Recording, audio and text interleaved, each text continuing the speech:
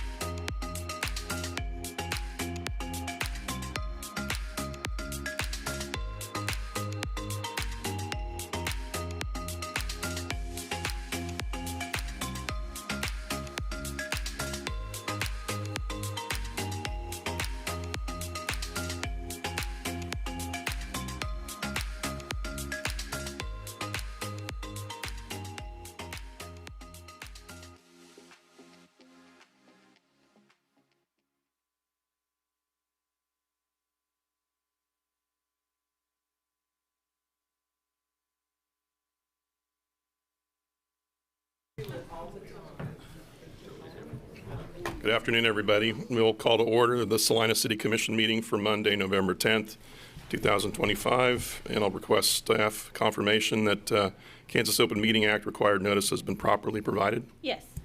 Thank you. On to roll call. Mayor Linkowitz. Here. Commissioner Davis. Here. Commissioner Hoppick. Here. Commissioner Ivy. Here. Commissioner Longbine. Here. Those that are able, please join me for the Pledge of Allegiance and a moment of silence.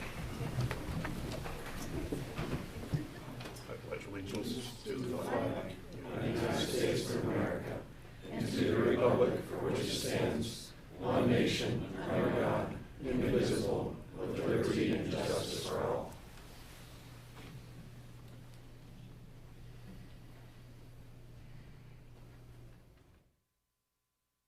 You may be seated.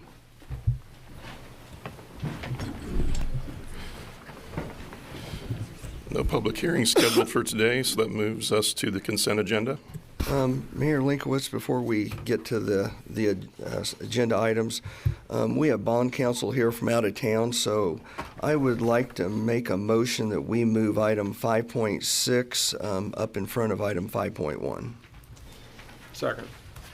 We have a motion and a second to move item 5.6 to the top of the administration list in front of 5.1. Those in favor say aye. Aye. Opposed, same sign. Thank you very much. Thank you. And back to consent agenda. All right. Item 4.1, consider approval of the October 27th, 2025 regular meeting minutes. Item 4.2, consider approval of resolution number 25-8316, adopting financial policies for the city of Salina.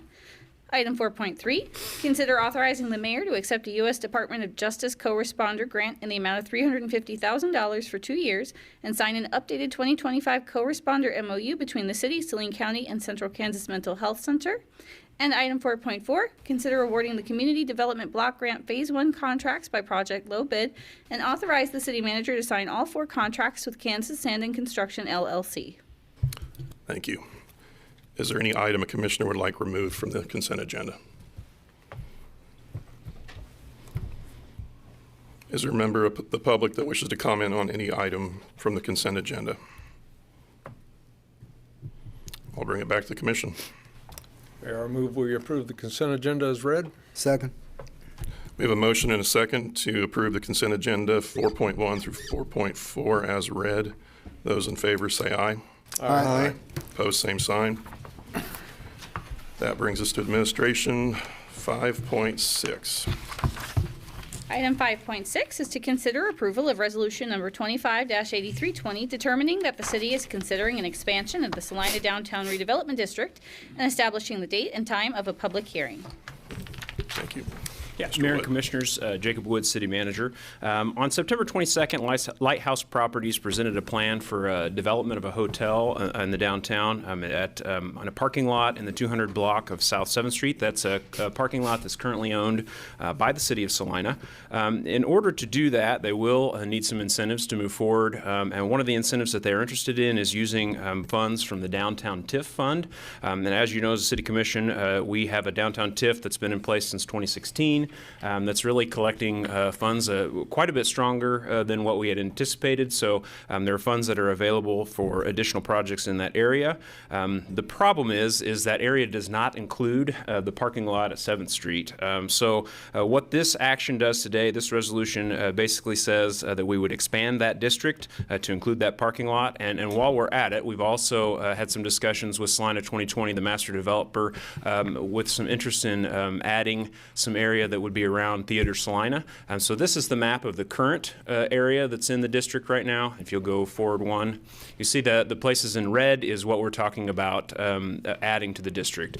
In order to do this, what we have to do is have a resolution that sets a public hearing, establishes a date and time for that public hearing, and then we have to provide notice to all the property owners inside the district, and then we also have to provide notice to Saline County and also USD 305. So this action action today really just sets the stage for that public hearing. It does not approve any future plans or projects. It doesn't allocate any funds to the specific project, the theater project, or to the downtown hotel project. It simply allows us in the future, if we do expand the district, to use some of those TIF funds for those projects. There would be project plans, lots of additional details that would come forward before those are actually approved. So with that, I do have bond counsel Mitch Wolters is here. If you have any questions for him, I also have a representative of Lighthouse Properties, Don Booz, is here if you've got questions for him. But at this point, really, this action just sets a date for a public hearing. That would be December 22nd, and then it gives us kind of some directions about how to provide notice to those entities that need to be notified. And I'd be happy to stand for any questions. Thank you. Do we have any questions for Mr. Wood? Thank you. And again, I guess just for the public, this is not approving anything. This is just allowing us to expand the TIF district. We're not approving TIF at this time or That's anything correct. for the project, just so the public's aware of that. So, We need to hear from bond counsel or the applicant. Yeah, I don't think if you don't have any questions, I think. All right. Any member of the public wish to comment on this item? And please keep your comments to 3 minutes or less. Thank you. I'll bring it back to the commission.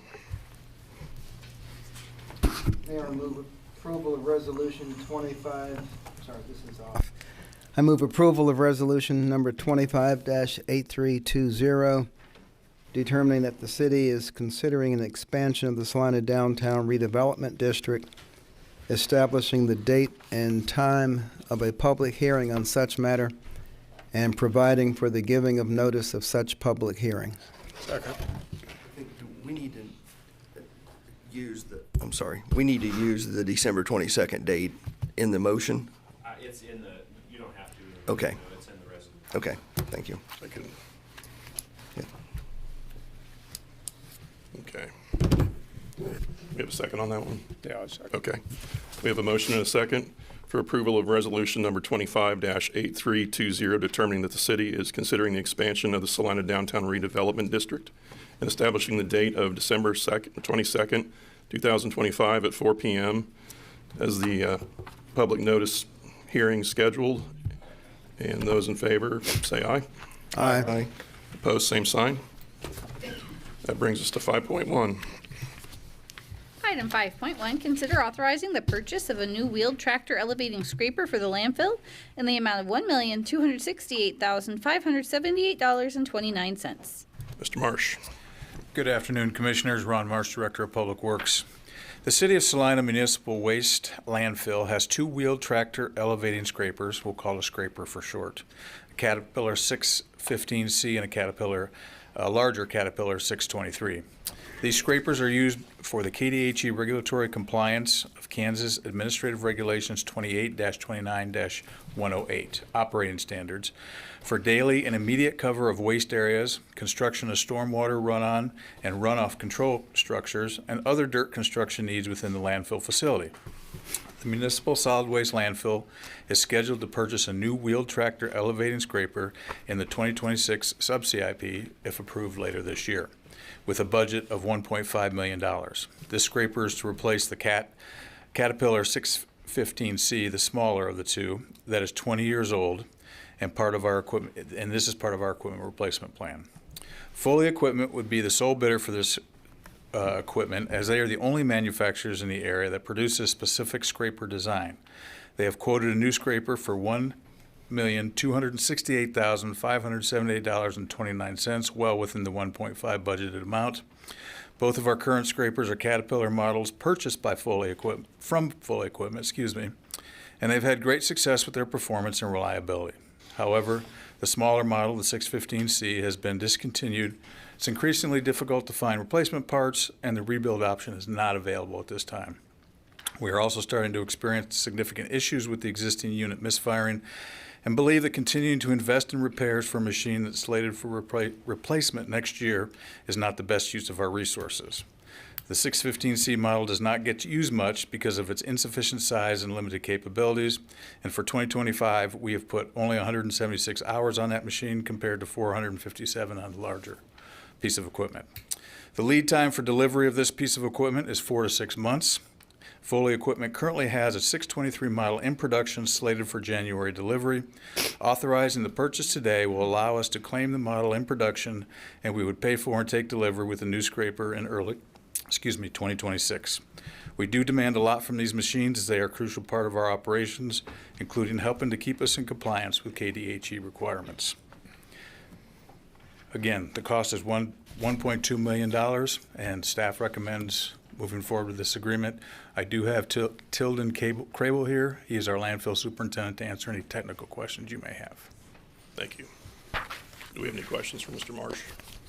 What would the lifespan be on this new piece? We look at, Commissioner, we look at 20 years. 20 years.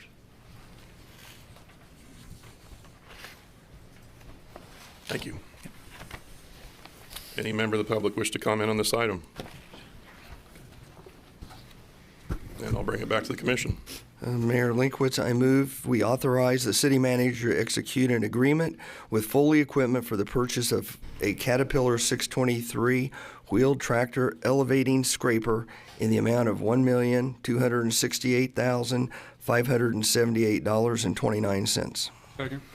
We have a motion and a second to authorize the city manager to execute an agreement with Foley Equipment for the purchase of a wheeled tractor elevating scraper in the amount of $1,268,578.29. Those in favor say aye. Aye. Opposed, same sign. On to 5.2. Item 5.2, consider the recommended traffic control options for the 9th Street and Waterwell Road intersection by Caw Valley Engineering. Mr. Marsh. Good afternoon again, Commissioners. Ron Marsh, Director of Public Works. At the July 14th, 2025 City Commission meeting, Commissioners approved a contract with Caw Valley Engineering for engineering design services related to road improvements at the intersection of 9th Street and Waterwell Road. In your packet, you have a summary of the traffic analysis and stakeholder input related to the intersection of 9th Street and Waterwell Road. It outlines the findings of the consultant's evaluation of traffic control alternatives, including operational performance, safety considerations, cost implications, and stakeholder concerns. Based on these findings, the consultant recommends that a roundabout is the preferred traffic control solution for this intersection. Let's see. The intersection on 9th Street and Waterwell Road is currently controlled by a two-way stop at Waterwell Road. Traffic volumes are approximately 4,700 vehicles per day on 9th Street and 3,200 vehicles per day on Waterwell Road. Between 2022 and today, 10 accidents have occurred at the intersection, including 2 injury accidents. As an interim safety countermeasure, this intersection will move from a two-way stop to an all-way stop or a four-way stop until construction on the new intersection begins. And we anticipate that to happen in the next couple of weeks once we coordinate with the county for message boards to let the public know what's the change that's going to happen there. Safety considerations for this. Roundabouts are a proven safety countermeasure. According to the Federal Highways Administration, 78% reduction in fatal injury accidents when replacing a signalized intersection and 82% reduction when replacing a two-way stop. Lower vehicle speeds and fewer conflict points make roundabouts particularly effective at reducing the severity of accidents.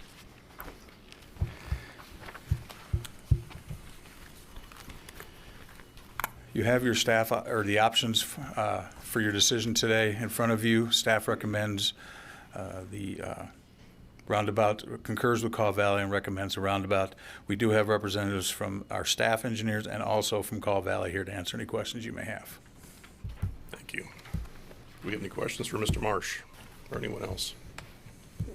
Well, maybe for Mr. Marsh and maybe for the engineer, but at what stage, if we proceed with this design, at what stage would the end users, in particular in this case, drivers of the trucks, be engaged in the actual design process? Not that they're engineers, but as far as voicing concerns and needs as far as curb angles, width, or curb heights, or whatever might come into play.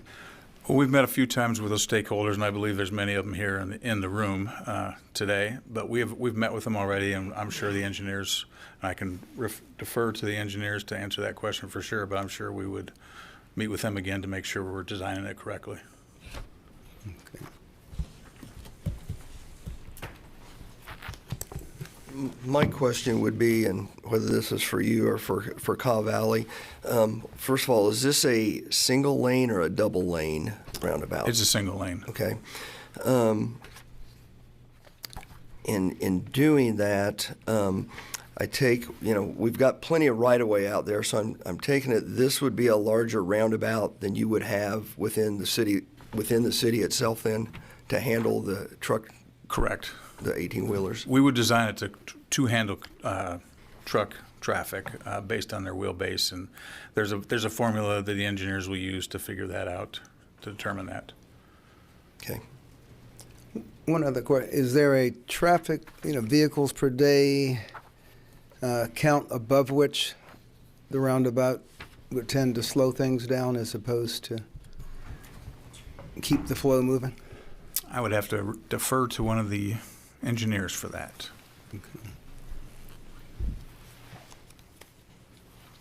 Of course, the follow-up question to that would be how close are we to that number? But, Correct. yeah.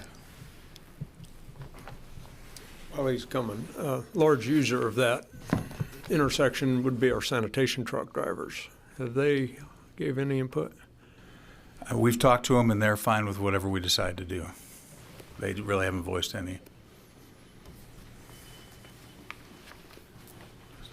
Justin Owens, President, Caw Valley Engineering. For your question, as far as roundabouts when they exceed, we start to see that occur around 12,000 vehicles. But our numbers are taking out 20 years with full development and background growth, so we don't see us approaching that number to where it would be ineffective. We actually see it still being very effective even at our full development.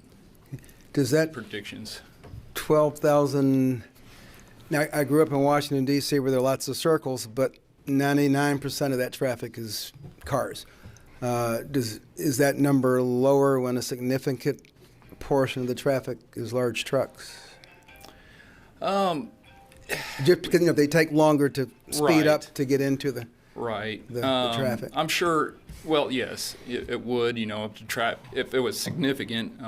Here, 10% is what we're seeing, which is high, but it's not excessive. We've looked at KDOT and some of what they've done in some of their studies, where we've seen 20% trucks not being a concern.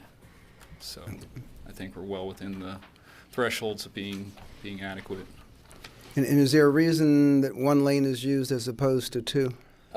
So you go to 2-lane when you get more traffic. So 12,000, kind of a rough number for a single lane. So then when you get more traffic, you go to multiple lane traffic.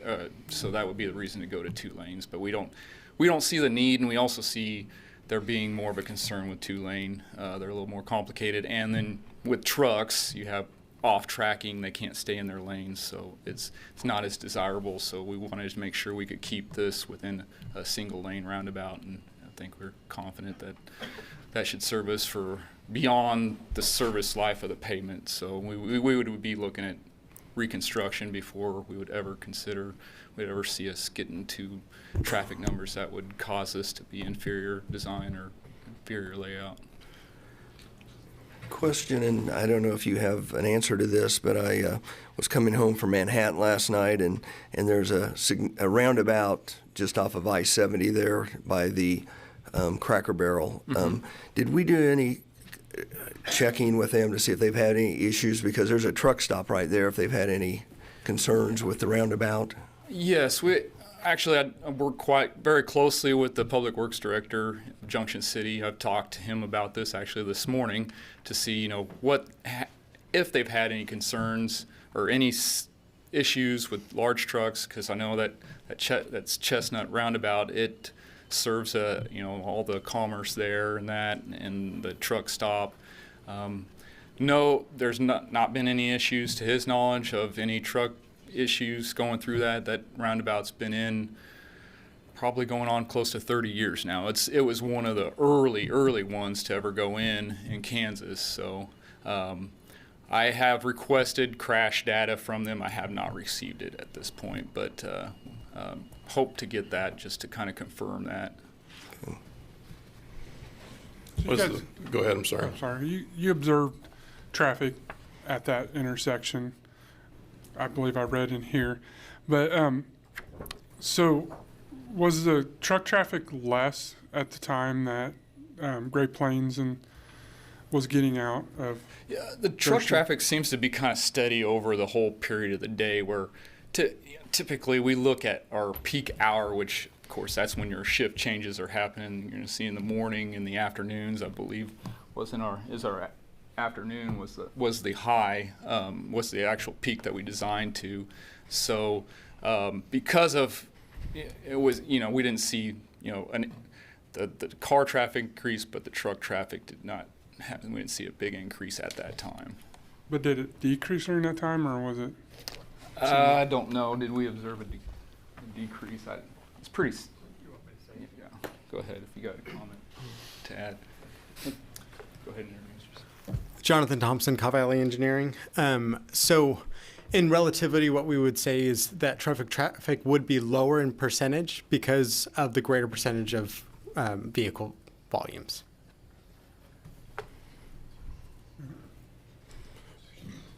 But would the absolute number still be? So over the course of the day, if we were to take the average annual daily traffic, the truck volumes would be around 10%. But for whenever we are looking at the peak hour, due to the increase of smaller vehicles, the truck traffic would not be that same 10%. It would be less. For that peak hour from the, I think it was 5 to 6 period. Right, it would be less, but you'd still have to get the same number of trucks through there in that hour, no matter their percentage. Yes. So if we were to say that during that hour we had 400 vehicles being trucks and smaller vehicles, then we would have, let's say there was only 20 trucks that goes through that hour during the peak hour. But if we were to say 20 trucks for every hour on the hour, then that would the percentage-wise for, let's say, 1,000 vehicles throughout the day, that would be 100 trucks throughout the day, which would be our 10%. And what might be useful to find out from those who own and drive the trucks is what are their peak hours of the trucks moving in and out that may not coincide with change of shift time. That is which correct. Which would be when we better for traffic flow. Yeah. We did talk to Great Plains and Bradley Trucking. They said that their trucking times did not occur at the peak hour times. That trucking usually comes in hourly or every hour, and so thus moves or is relatively the same throughout the day and not very much at the peak hour when we take the biggest amount of vehicle data to design the roundabout for the peak hour. Okay. Has it been your practice that once you get, let's see, pretty close to a workable final design, do you then ask in this case, truck drivers to look at it just to see if they see anything that you haven't taken into account? I mean, I don't know about the other 4 of them. I've never driven a 18-wheel truck, so for me to sit up here and judge it from the experience of pulling one through there, I'm not the person to do it, but I would ask someone who does do it for a living. Mm-hmm. As part of our study, we did talk to Bradley Trucking and Great Plains and also showed them our design after getting all of this data from the traffic engineering report, and then also requested some further information on their semi-truck design to make sure that we were designing correctly for the semi-trucks that would be going through this intersection. Were there any unresolved issues or differences of opinion? Just as far as design? As far as design, there were some issues that we are resolving or have resolved, yes. Okay, then would they have a chance to see the proposed solution beforehand? Yep. Okay. So when a roundabout is proposed wherever in the state or the country, it's a new thing for this area. Do you typically see opposition? Typically, anytime you have change, it's hard for people to stomach. Dealing even with Junction City, which they've been pretty progressive with their roundabouts, there still is opposition because people, they just aren't comfortable with them, and it's a matter of just getting used to them. We do our best to design to accommodate them. There's never a perfect perfect option. You've got to, with trucks, you want it wide and open so they can maneuver through there, but then that starts to defeat the purpose of why the roundabout's there, is kind of constrained to slow people down. So there's a balance in there. So you can't be perfect for each type of vehicle because there's such an extreme difference between a car and a truck and how they navigate through there. But we've learned, the industry's learned a little more about what we can do to make things more effective. We've made some design changes over the years to refine these to help accommodate these larger vehicles. But we see opposition. It's a matter of, are you willing to accept newer technologies and newer ways of doing things, or you just stand with the go-bys that we've done for years and years. And it's not that traffic signal wouldn't work. It's just, this is, in the opinion of a lot of people in the engineering industry, roundabout is a better product. And there are times when you will see traffic exceed a roundabout and it won't be recommended. But in this case, we felt like we were well comfortable with how the results we saw in our analysis. So It seems like a lot of the emphasis has been on truck traffic, where you stated only 10% of the traffic is trucks. We really haven't talked about cars. Right. And what I've learned from reading through these studies is the roundabout eliminates left turn crashes. Yes. Yeah, and your most significant T-bone accidents. So significantly reduces your severity and your fatality rates. And one thing, we did a cost analysis that takes into, there's a cost to property damage, there's a cost to an injury, and then there's an incredible cost to a fatality. And really the chances of fatality are pretty low. But all it would take is one, and it would completely blow the numbers. One fatality's, in engineering world, we got to put a number on it. It's worth $9 million. So, that's what we consider a fatality injuries. So if you had one, which your chances of having a fatality in a regular intersection versus a roundabout are significantly higher. So, The other thing I gathered here was typically drivers, when a light turns yellow, they do one of two things. They either slam on the brakes or they speed up. Right. What is the width of the lane for these roundabouts, or this roundabout in particular? I think it varies, and it really depends on our design vehicle that we're trying to push through there, and depends on the size we have to work with. But I don't know off the top of my head, but I'm thinking probably around 16 feet is roughly what we would be looking at. That can change, and it really depends on once we get to final geometry, because we run simulations of trucks going through there, so we can take these simulations and we've adjusted them for the input that we've gotten from the stakeholders. They came to us and said we have larger trucks than what we typically would design for, just trying to accommodate those. So those lane widths will adjust as necessary. One thing I was somewhat surprised with was the 5-year life cycle cost. Traffic signal $12.1 million, and the roundabout $8.1 million, so $4 million over the course of 50 years. that you're essentially saving with that design, and I found that very compelling. And maybe I'm in the minority here, but I've been to a lot of different cities with roundabouts, and I find them relatively intuitive. But I guess it's a matter of what you get used to. We have any more questions? Or One of the major factors that kind of contributes to that is time. If you calculate how much time is spent wasted at a roundabout, it's the delay that you have at a traffic signal, and that really contributes to that cost. It's just your time wasted. Thank you.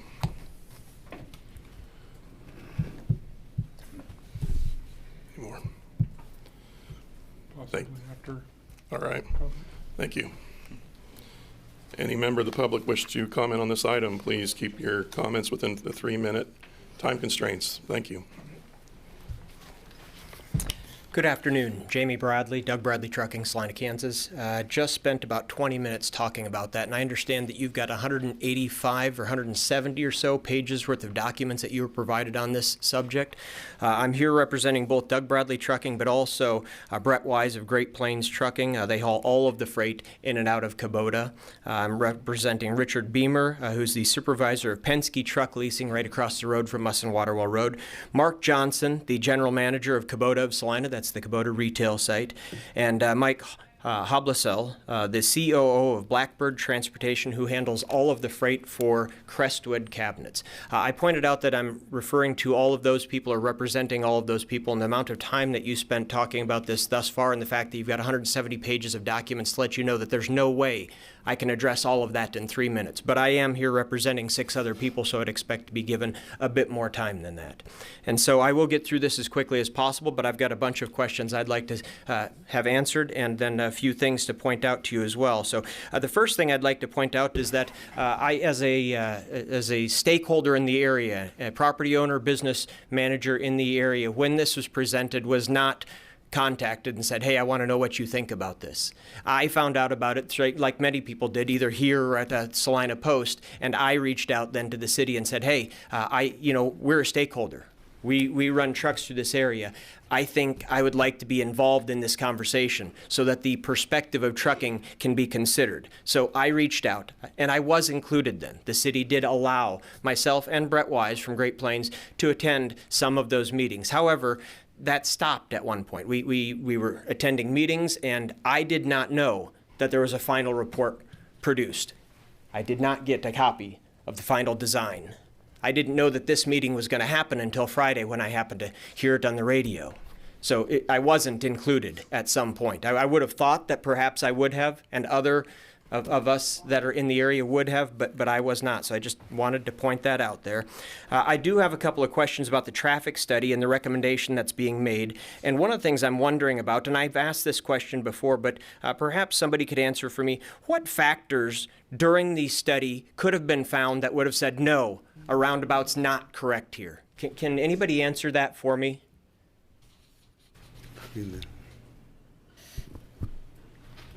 And?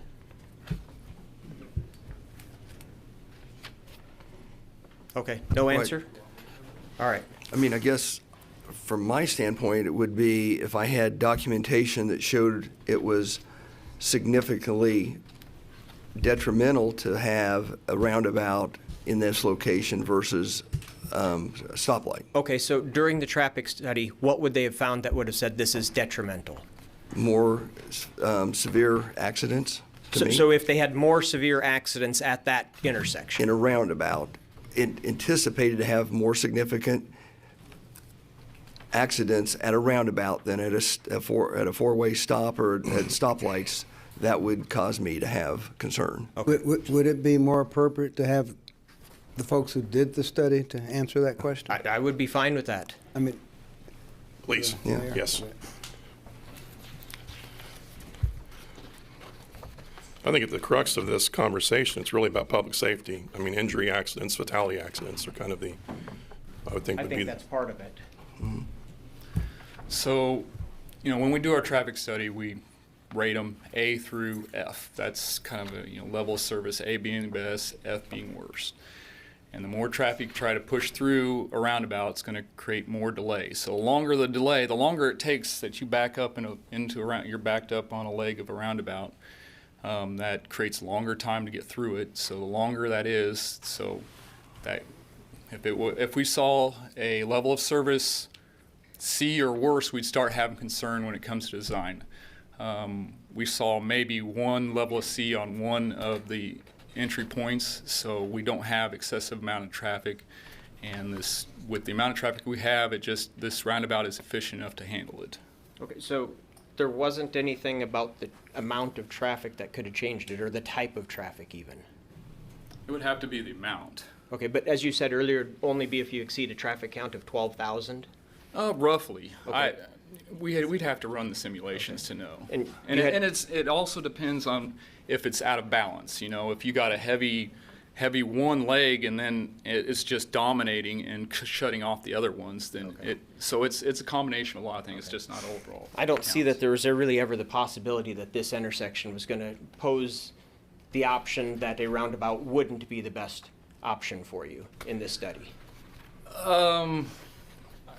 Until we run the numbers, I didn't know. Honestly, I didn't know. I didn't have any expectations that this would. I think one of our greatest concerns was, causing backup towards the interstate or something like that, causing issues at the ramp terminals. But traffic signal, roundabout, we didn't see either one. So. Okay. As long as you don't mind, again, some questions about the study itself. So again, nobody actually reached out to me. I was proactive and did this. What other stakeholders did you reach out to in that area?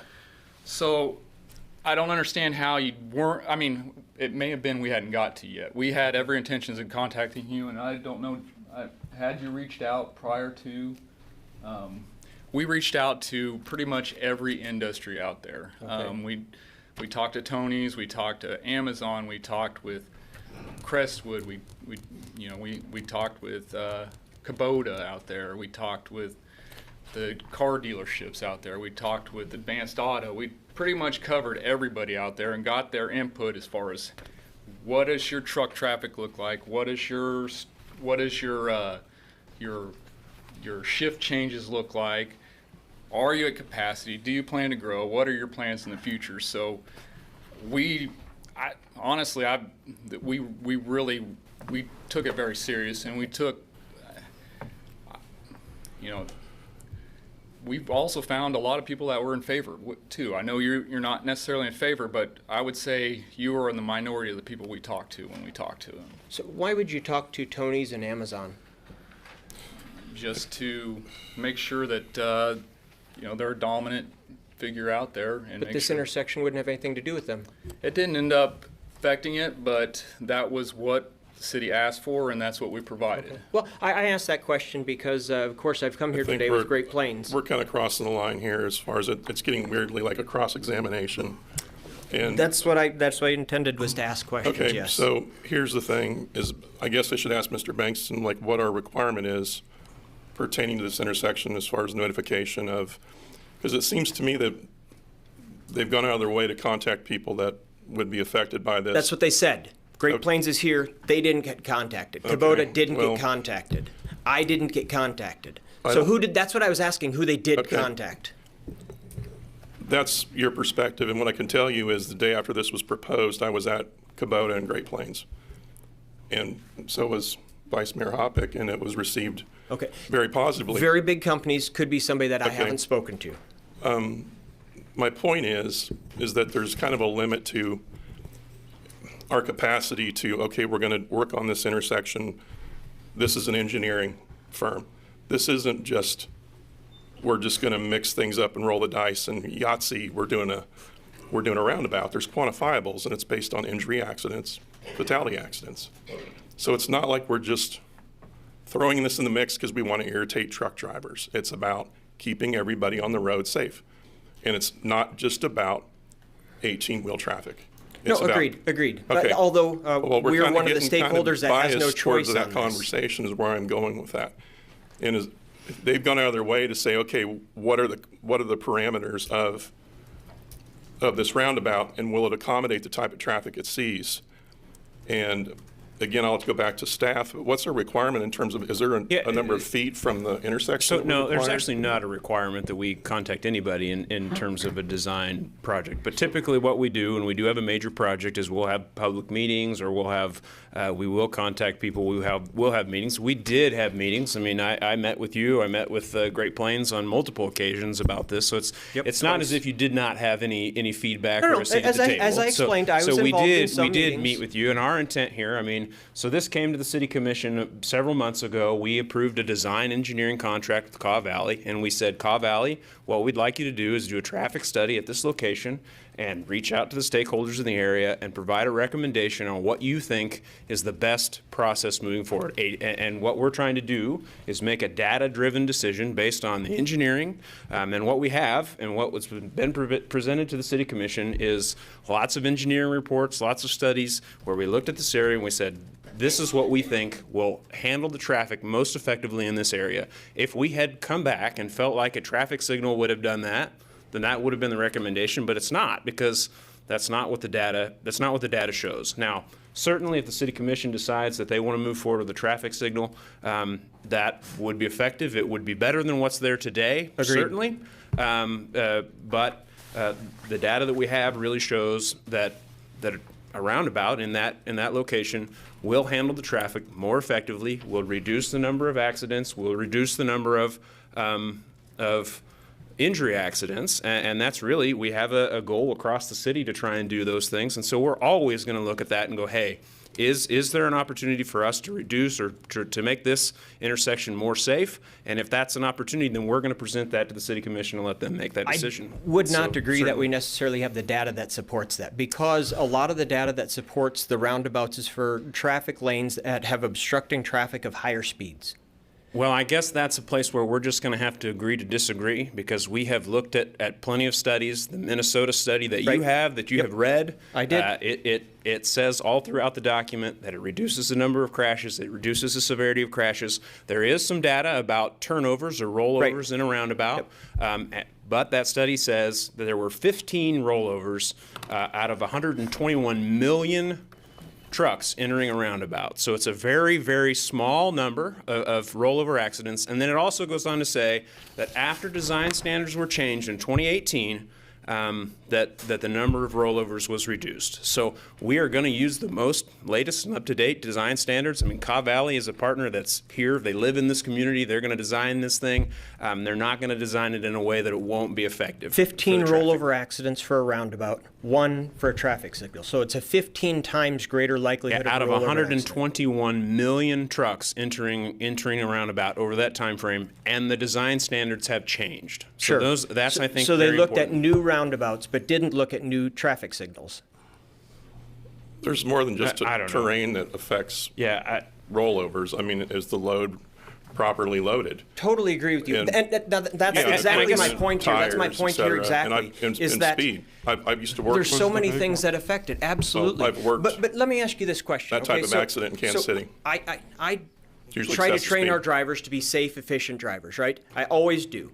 And one of the things I try and train them to do is to navigate roundabouts safely and efficiently. But let me ask you a question. You got kids, when they were getting older, did you teach them just not to touch the hot stove? Or did you turn the stove off and you were done with it? My point is that you eliminated the danger when you were able to. You trained them to not do what they were not supposed to, but you eliminated danger. That's where I'm at on this right now, is we've got the opportunity to eliminate the danger for my drivers. Here's the other thing about this. When it comes to truckers, where are they in danger at?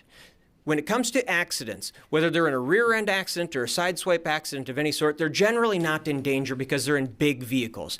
They are in danger when it comes to rollover accidents. And we're talking about it being 15 times more likely to roll over going through a roundabout intersection versus a signal intersection. That's 15 times. Not only that, if we look at the numbers on this, it's going to cost significantly less to put in a stoplight there than it is a roundabout. I kind of question the numbers, because when I was a part of these meetings, I was told that a signal intersection was going to cost $750,000 and that the roundabout was going to cost $3 million. So you're a factor of 4 Now all of a sudden the signal's 900,000 and the roundabout's 1.9. I don't know why it came down. I actually came in here with an example of a roundabout in Wahoo, Nebraska. 3 months ago, we had a truck turn over. This is a brand new roundabout, constructed in 2025, according to the same specs that they're talking about here, designed for a WB67 vehicle. Exactly what we're talking about here. And I had a truck go over, even though he entered that roundabout at 15 miles an hour. What was wrong? What load, was the cause? Anything else? What was the cause of the Probably rollover? the load. The Probably load. So the load was it was not loaded correctly. improperly then, probably. Yes, yes. But had he not encountered a roundabout, he traveled 300 miles with that load before he got to the roundabout. As soon as he got to the roundabout, truck tipped over. That's what I'm after. We can avoid that situation. I am in the fairly unique position right now on Waterwood Road where I'm at. We don't have a choice. We have to go through that intersection. We can't go all the way down around to Ohio and Schilling or wherever else you're talking. We're stuck there. A few others have some options. Kubota Salina's got some options. Kubota Manufacturing has got some options. Long Mac, Marshall Motors, Stryton, all of those guys have some options. I don't have any good options, and I'm really stuck on that. I mean, that's where I'm at on this, is I just don't have the opportunity to avoid it. And if I can take this danger away from my drivers, the one type of accident where my drivers can really be injured, I need to fight for that. I need to try and eliminate that danger. And if I'm also arguing for saving money, because 50 years, we're going to save this money over 50 years. Tell me what we're going to be driving in 50 years. Tell me if I'm going to be driving. Tell me if I'm going to have a car in 50 years. You talk about safety, and I understand that for your drivers, but I think you've got to look at the other 90% of the vehicles that go through that intersection, and we're protecting the motor vehicle and not the truck vehicle from serious accidents. I can't necessarily disagree with that. And again, that's what we deal with up here. There's always pros and cons to a lot of the things we do. But what we're looking at is the overall safety of the community and those entering our community from that direction. And it appears from the studies, and I have a Texas study here that backs roundabouts are significantly safer for vehicles. So, the thing I would say about any study that's come out is, number one, I think it's generally accepted that roundabouts cause more accidents. I don't think anybody's going to disagree with that they cause more accidents. Now, what the argument is always is that they're less severe accidents because they're not T-bone accidents, they're not high-speed accidents, but they're always causing more accidents. Now, from our perspective, an accident is an accident. They're all very, very expensive. But the other thing that I think about, and in particular in this case, I really would like to know, because I haven't heard it said, when it comes to this intersection, what's the construction time table for a signal versus a roundabout? Can anybody tell me that? Because this is big to me. I mean, if I'm without that intersection for a year for a roundabout versus I'm without it, 2 days for a signal, that's a big deal to me. And I haven't heard that question asked or answered. I appreciate where you're coming from, and I'm not trying to be disrespectful, but you need to understand that your position is your position, and we have to look at the community as a whole. And again, what you're coming at is things that affect you directly in your industry and your business, and I respect that. But please respect the fact that we have to look at the other 90% of the traffic. Understood. And this is not, hey, we don't like 18-wheel traffic. You guys are a big part of what gets things moving around the country. It's how we get all of our supplies and goods. I respect that. But if we look at every project from the lens of somebody that, hey, this is inconvenient to me and I'm going to show up here, and then all of a sudden we zero in on your perspective and we completely ignore the other 90% of the traffic, we're not doing our job. So the biggest perspective that I'm getting from this is that we can significantly reduce serious accidents, right? It's about injury and Right. fatality Yep. accidents. Okay. Injury and fate, that's the biggest thing we're looking at reducing. So in my perspective, in order to see a big reduction in injury and fatality accidents, you have to start with a big number. of injury and fatality accidents. This isn't an intersection that has that. Well, I mean, we're fixing a problem that doesn't exist. No, that's incorrect way of looking at those numbers.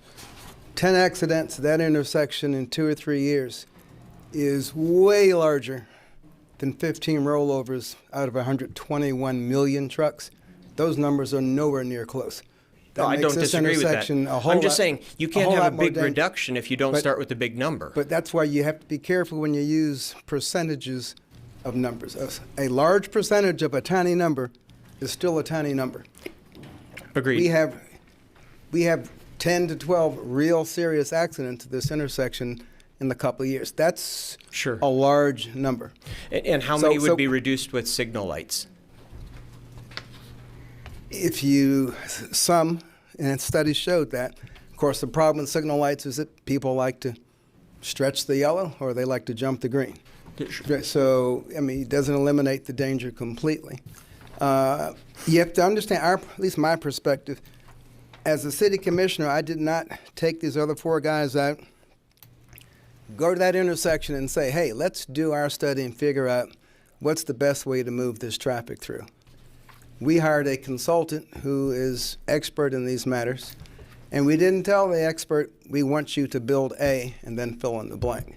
We said, let us know what's the best way to handle this intersection. So when we received the information, it was without, prejudice ahead of time. We had no idea what the engineer was gonna say. Now, the value of a meeting like this is to make sure that if there are any major objections, that they're heard. And that's the reason I've asked several times to what extent truck drivers were involved in the design standards. If 16 feet's too narrow, then I expect a driver to say, hey, we really need 17 and a half. So What I haven't heard from you, other than the minuscule risk of a rollover, is what objection there is to driving a truck through there. I mean, what technical difficulty is there getting a truck through there? It's not technical difficulty in getting through it. It's technical difficulty it's difficulty in finding a gap and getting into it. Trucks are large, slow, and clumsy. They have difficulty navigating this quickly. And so they have to have a very large gap in order to be able to enter that roundabout. And from my comments earlier, I told you the roundabouts in large cities are usually cars and not trucks. Right. And where trucks slow things down is they have to have a gap. Right. And that's the reason I was concerned about the absolute number of trucks coming through an hour, not the percentage. Because if you have to get 20 trucks through in an hour and each one requires, inordinate amount of time, things will back up. And that's the reason I was wondering about Which makes me wonder about match. 2 things.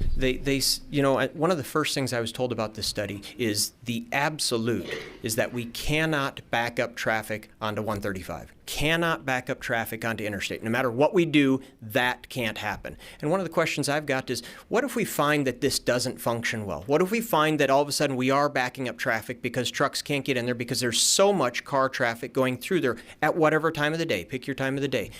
What do we do? If we've built the roundabout, how do we adjust it? Because if we put traffic lights up there, all we do is change the algorithm. Now all of a sudden we allow traffic more quickly from another direction so that we don't back it up. But my question is, once you build it, you're stuck with it. The thing about this design is we're talking about it like it's an outlier and it's not the norm all over the country. I mean, let's just say hypothetically, we're convinced by your argument against the roundabout, and we say, all right, we're not going to do that. We're going to do a traffic signal. All right. Okay, well, you're going to have clover leafs. You're going to have exit and on-ramps that have curvature. You're going to have a multitude of cities that have roundabouts. And so it just seems like a little bit of an intellectually dishonest conversation, because no matter where you go, you're going to run into a roundabout. And again, you're 10% of the traffic we're talking about. And again, the crux of the conversation is injury and fatality accidents. And I'm going to interject my personal experience. Again, I used to be in law enforcement, mostly in the Kansas City area. I've seen multiple truck rollovers. And 2 factors were what I've noticed. Excessive speed for the conditions, which is whether you're driving a moped or an 18-wheeler, it's a factor, or improper load.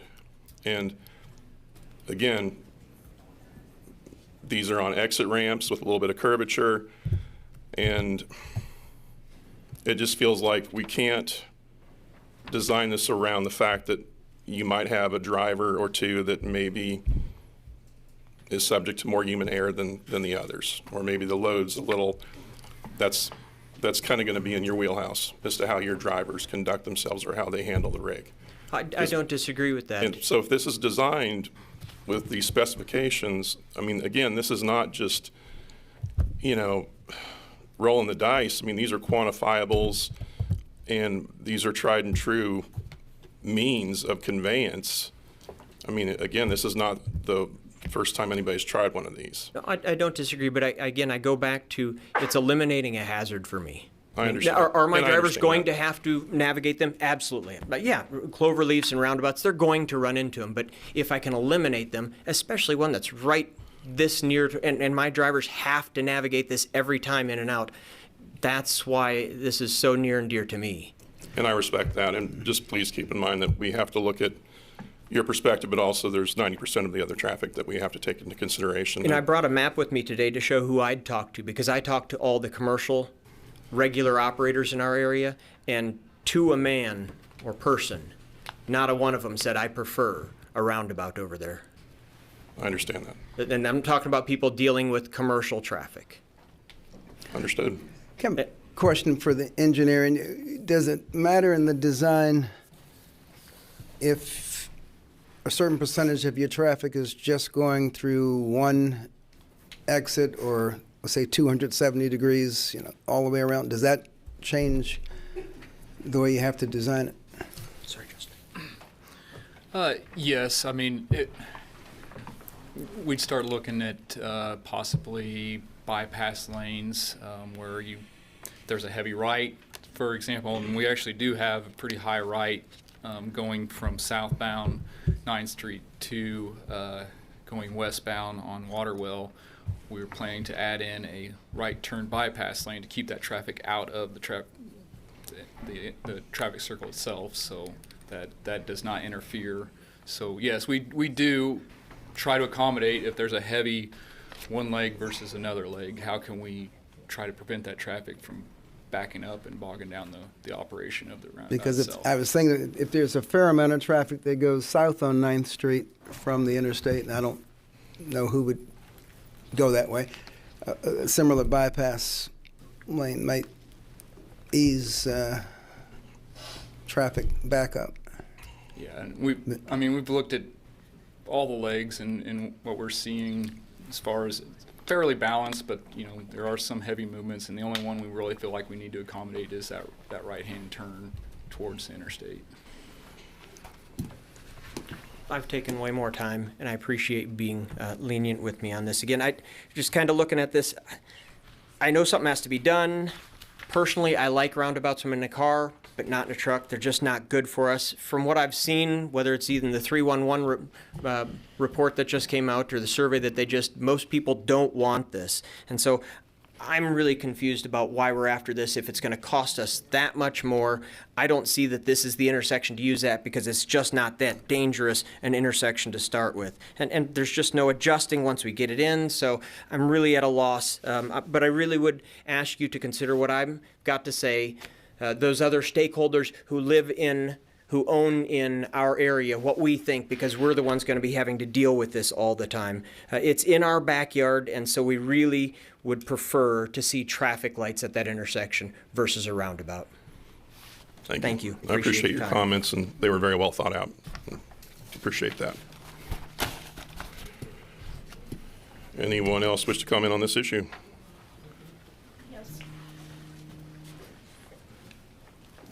Good afternoon, Commissioners. Michelle Coates, 429 Fairdale, and I'm the Regional Mobility Manager for North Central Kansas. And I'm here today to speak in support of this roundabout at 9th and Waterwell and its important step towards improving safety and efficiency on Salina's streets. Roundabouts are new to Salina, but they've been proven in communities across Kansas and nationwide. And this project shows that, again, Salina continues to think ahead. Transportation decisions like this one impact how safely and efficiently people move around Salina, not just drivers, but everyone who uses our road network. And I will say that I am part of KDOT's Drive to Zero coalitions, and in response to severe crashes, that one fatality is too many. So whatever we can do to prevent fatality crashes at that intersection. Roundabouts have consistently shown to reduce those severe crashes. They slow vehicles down while keeping traffic moving, which means then fewer T-bone and head-on collisions that we've already talked about. And those types are most likely the ones to cause serious injury or death, and those would occur with a traffic signal also. This location sees a mix of local, commuter, and industrial traffic, and a roundabout will help manage those turning movements much more safely and more smoothly than a traditional intersection. As Salina continues to grow southward, improving intersections like this one helps make travel safer and more predictable for everyone. So not just cars and trucks, but also people walking, biking, and using mobility devices. And that will probably increase as we move development further and have sidewalk connections for people to cross there. Roundabouts also tend to create a better sense of place. They can calm traffic naturally, and that can be landscaped to make entry into our community look prideful. So this project represents a proactive investment in safety and efficiency, and I hope that Salina continues to lead by example across our state by adopting modern, evidence-based traffic solutions that benefit all users. Thank you. Thank you for your comments. Hello, Bert Wise, Great Plains Trucking. I just got a couple points to throw in here. Please. Is as part of the studies, there's not a significant amount of commercial truck data that goes into that's available in studies. We've talked about Minnesota, there's Wisconsin, and there's a paper written by Kansas State over a decade ago. Okay, so we must remember Wisconsin, to achieve their safety goals, they have changed state law to make sure vehicles over 40 feet long have a right-of-way. Okay, so when you enter a roundabout at a typical intersection, we yield to the right. Okay, so you pull up to an intersection, yield to the right. When you pull into a roundabout, you yield to the left. Anybody who's in the roundabout will now yield to the left. Wisconsin, in order to achieve their safety goal, they had to change state law that you now yield to anything greater than 40 feet of length, because of how long it takes to get this vehicle into the intersection and around past the points of conflict that it has. Okay, and so that is something Kansas hasn't approached yet, nor has other states. And then as we also look at the economic impact, our insurance has increased about 180% over the last 5 years for a commercial motor vehicle. There is an economic impact. Every truck going through that intersection who incurs a minor fender bender, we do not have minor fender benders. They don't exist. We're going to get sued. There's attorneys out there at the 6 o'clock news who's paying for all the advertising who's ready to sue us. Okay? And so when we look at that and you look at the economic impact, the people paying for that, that's on your grocery shelves. The trucking industry can't absorb that cost. So while we're here to advocate for safety, I serve on the Highway Policy and a Safety Policy Committee with the American Trucking Association. Jamie and I are both past presidents with KMCA. So we are very safety driven. There is a huge aspect of safety in every one of the considerations and thoughts we make, right? But there's an economic impact to decisions as well. So our plea would be to review the traffic signals and the potentials that it could have for your commercial traffic. There is a time and a place for a roundabout. And you read any one of those studies, it'll say most cases. What is the exceptional cases? What data is out there, and what are the exceptional intersections that do not quantify, right? And so while we look at this, the data will talk about most instances, most cases, most intersections, but not necessarily all of them. And so from representing the commercial truck industry, we are concerned about the safety impact that it has on us. It is very selfish. It is very selfish. I get it. 90% of the traffic is a four-wheeler, right? But it's our industry, and that's what I'm here representing today, okay? And so there's an impact to that, and I would just like to have some thoughtful consideration. Thank you. Thank you. Appreciate your comments.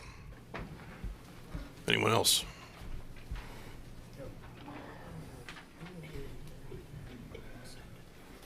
Norman Mantle, Salina. How much is a life worth? How much is your child worth, Mom? It's a safety issue. but I have not heard anyone say anything about an overpass. As the population increases, your traffic's going to increase out there too, down the road 10 years from now. Look into an overpass. I don't know how the trucking industry would feel about it, but they would have a straight shot over there, so you could ask them this, but it's a safety issue. How much is that life worth? Thank you. Good afternoon, gentlemen. I'm only going to take a minute here. Mr. Bradley asked me if I wanted to attend the meeting with those gentlemen back there this morning, and I did. Mr. Remp, I don't mean to interrupt you, but for posterity reasons, could you just say your name? I know we know who you are. I thought I did, but Doug Remp. Thank you. And all I did was I listened for a little over an hour this morning, heard a lot of passion from them, and I'm going to say that they were all reluctant to really be too vocal on this issue because they did not want to step on any toes. They want to be able to work with the city, and I thought they did a nice job. And they are part of the community that I think we'd like to see more of in the future, being that we're at the crossroads of America, and that's all I have. Thank you. Thank you. Appreciate your comments.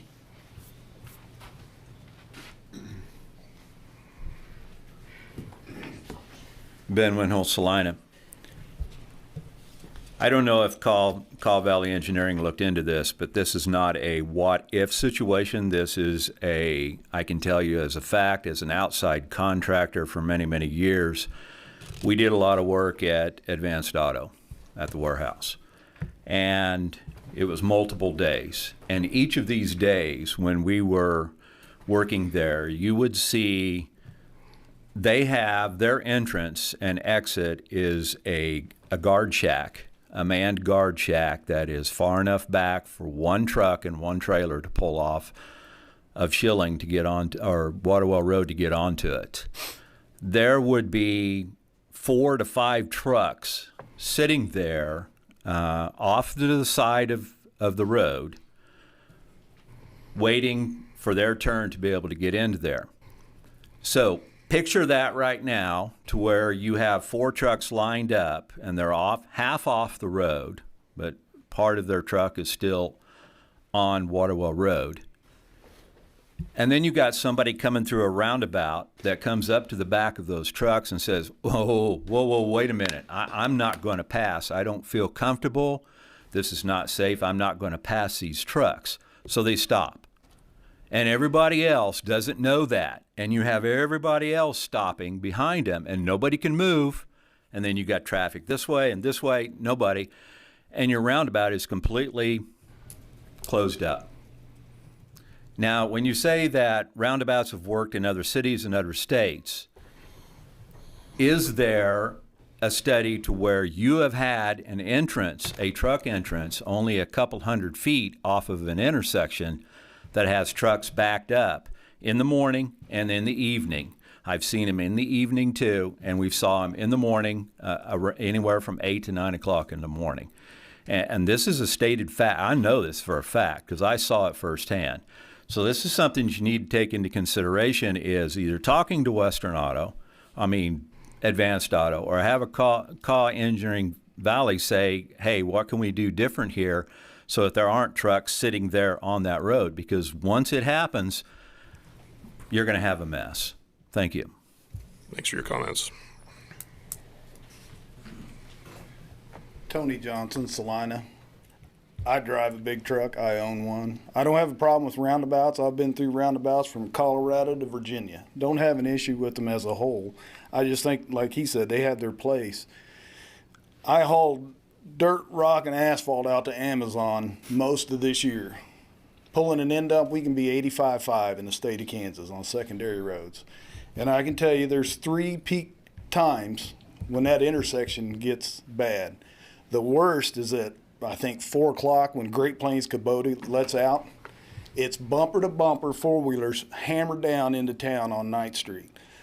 If I'm sitting there at 85.5 and they're coming through from my left, just one right after another, you can't get in there. I mean, you can, as it is now, east-west traffic is completely log jam, but I don't think a roundabout's going to alleviate that. because they're going to dominate that intersection for 5 to 8 minutes, whatever it takes. You know, I've been backed up clear to almost Mr. Bradley's business waiting to go west to get across there when you hit it at the right time. So I think that's something to consider. I mean, it wouldn't be hard for y'all to drive out there at 3:30 and just observe and see what goes on out there. I mean, it gets very, very busy. And I don't know, I'd welcome any of you to take a ride with me and we'll go through there just to get a feel of how slow and, like he said, clumsy. That's exactly right. Big trucks, we're just clumsy. You know, we get the one finger wave all day long, every day, because we're in somebody's way and preventing, you know, we're taking 7 seconds of their life away from them, you know. But I think that that would be good if you all could go out there and just observe that and see. Data doesn't always tell the whole story is what I'm getting at. And I'm not a proponent of stoplights, especially in this town, because we can't get 2 of them to sequence together. You know, we're going to have to stop at every one of them. But if we did put a stoplight there, that would be a perfect time to sequence all of them in 9th Street where you don't have to stop. Just my train of thought. Thank you.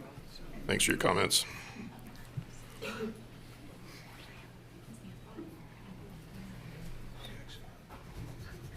Ed Harlow, Salina. Good evening. You know, we were talking about roundabouts in other cities, such as Junction City. I have not heard anything about Hays, Kansas. I have interest in Hays, Kansas. It is a mess. If you ask most of the people out there, they do not like roundabouts. I was behind an 18-wheeler not too long ago. He had a heck of a time rounding that curve. One reason, it's not wide enough. It depends on how wide the lane is also. Also, about fatal accidents. Yes, that will probably deter fatal accidents, but accidents, no. Out in Hays, Kansas, you've got a lot of people that are not used to roundabouts. You're going to have the same thing here in Salina, especially people coming off the interstate. They do not know when to enter or exit, especially if you've got a lot of traffic. Trying to enter that roundabout is going to be very difficult, especially at certain peak hours when these places get off work. And you're going to have collisions. In Hays, Kansas, a lot of times they'll have a police officer sit right in the area to observe, and they do have accidents. Okay, it's just something to think about. Thank you.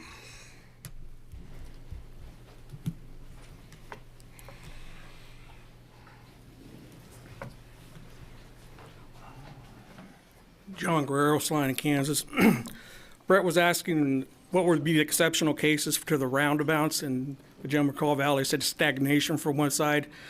What I say is bad data in, bad data out. Their initial information were the road speeds were incorrect. They gave the wrong road speeds. The second thing was he said the peak data time was from 5 to 6. It is not from 5 to 6. It's 4:30 to 6, and he described it very well what it's like to get there. So bad data in, bad data out. Thank you. Thank you.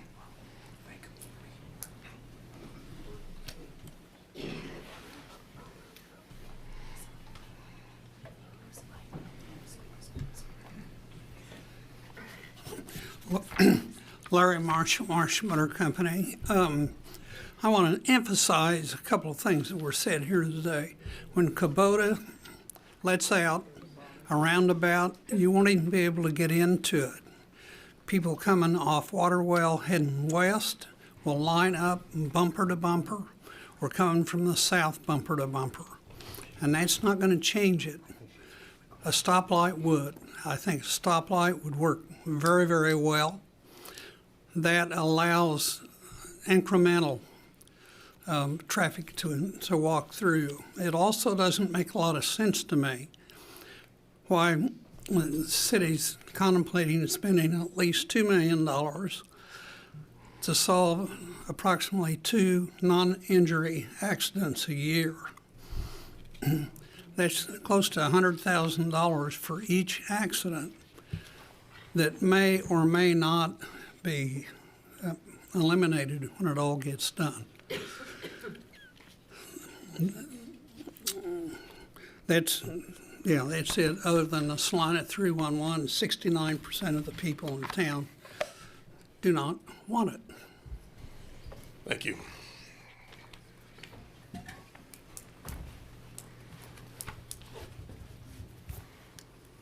Hi, everyone. Some of you know me, some of you don't. My name was Rebecca Sharpton. It's now Rebecca Wiesner. So I guess I can be the average Joe population person, non-trucking, regular automobile driver. My children attend a school that frequently has to travel out to southeast to Salina. And we're traveling at times when there is excessive heavy truck traffic. Buses, children in cars, teenagers driving to see their friends. There's a lot of other factors that I think maybe weren't necessarily explored because people don't think about things that are 15, 20 miles away, that are traveling through that street and going to those other cities where that is the main thoroughfare. So as a parent with a teenager who does drive and go watch her friends at athletic events, other competitions, who doesn't have a roundabout locally to practice on how to appropriately get on and off of one because they're just not frequently used in Kansas. I'm not sure that for the younger population, without having the ability to take them somewhere and teach them how to do it, it's necessarily the wisest course of action for the schools that utilize that road for their primary sources to get to Lindsborg, southeast of Salina, and so on and so forth, because that is a very majorly used roads from 2 o'clock on for the school traffic heading out. Okay, I know that sounds crazy to pop that into all the chaos of truck driving and everything because they are small schools, so it's not south, it's not central, it's not the 2,500 student body people, but when you have hundreds of kids and families traveling on that roads for debate, forensics, football, and people coming in from out of town from other smaller communities who may not have roundabouts. Southeast of Salina is a small school. Lindsborg is a small school. Salina has the restaurants. Salina has the hotels. Salina has the south end of town that's prepared to deal with those large influxes of groups. That's what we're prepping for. That's what we've designed for. That's what we've planned for. I just think that's something that maybe should also be tossed into consideration. Thank you. Thank you for your comments. Appreciate it.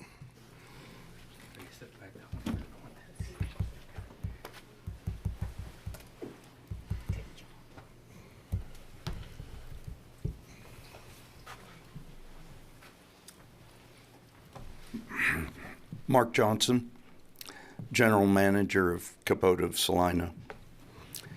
And I will tell you that I heard not one word from any of your engineering group or anybody contact me ever. I took over the old Caniquip location out there, and I think we've done somewhat of a remarkable job of renovating it. And we have lots of semis coming in and out, delivering, and also taking our products away and delivering them. So my concern as well is the semis and our customers, everybody else that's coming in and out of there. But to hear them say that they talk to everybody out there, that is incorrect. That is not right. So I yielded most of my time for Jamie to talk, and that's all I have to say. Thank you for your comments. Appreciate it.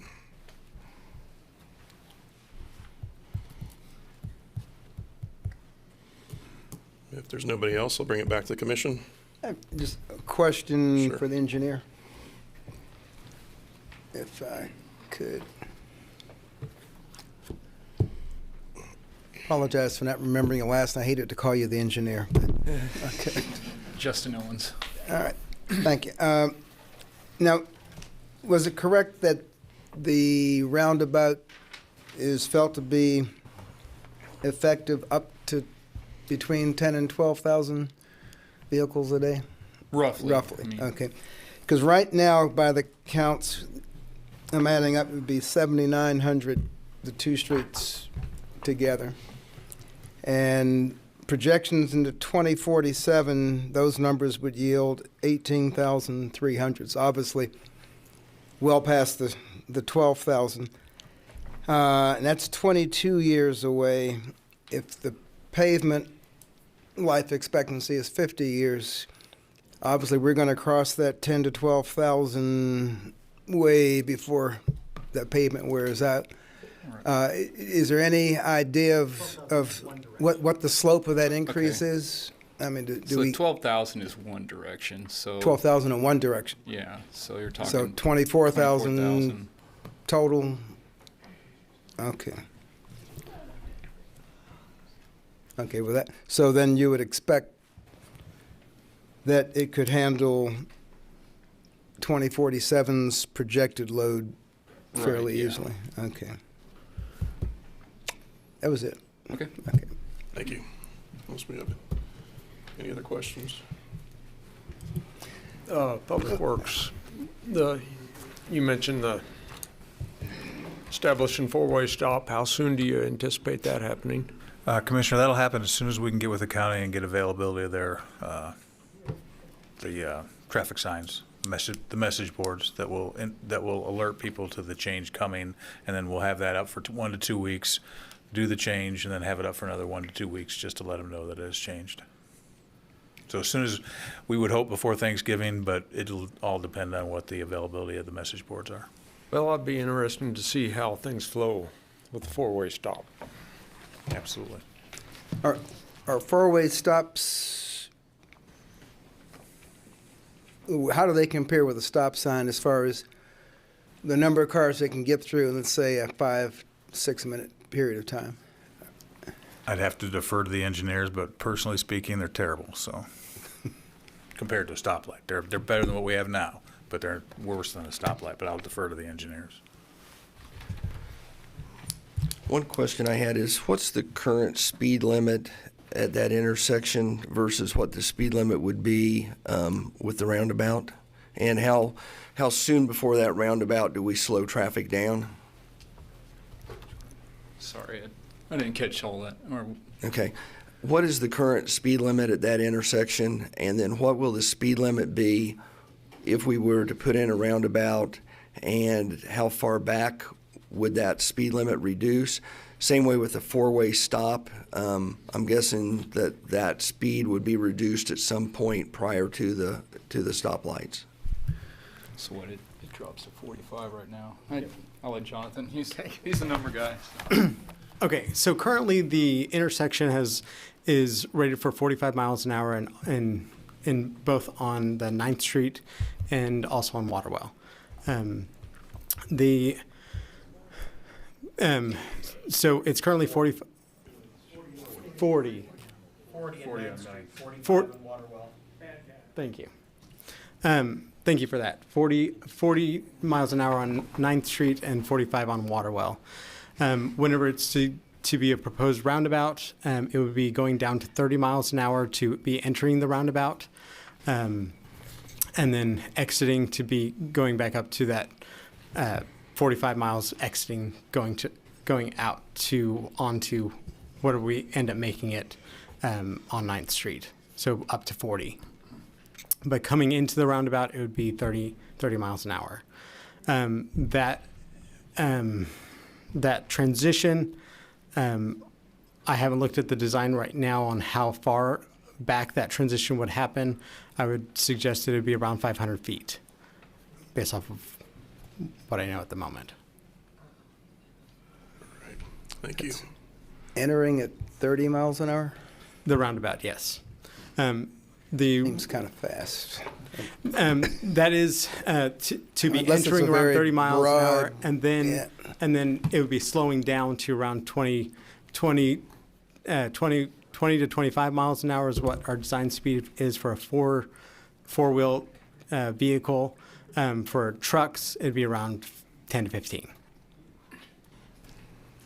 Right. In the studies that have been done, do you know off the top of your head if any of them had this much end user or direction, destination for the trucks that close to the roundabout and an interstate? Because in this case, the trucks aren't really passing through it to go another 5-10 miles. They're kind of, their destination is right there which, could be a problem when they're leaving the destination going to the interstate, just as far as the concentration of truck traffic. So a number of studies have about, there's one study that I was given that has an ADT of 8,500 vehicles, and 20% of them was trucks, and there was a reduction in severe accidents on that, in that study as well. And that's 20% vehicles, not 10% versus what we have shown at this intersection, and a larger AADT as well. Did they have a increase in, hate to call them fender, but let's say non-injury accidents, more minor accidents? In property damage only accidents, there was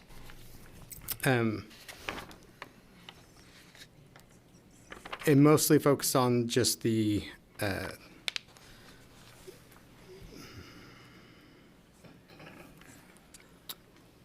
the severe injury accidents in this.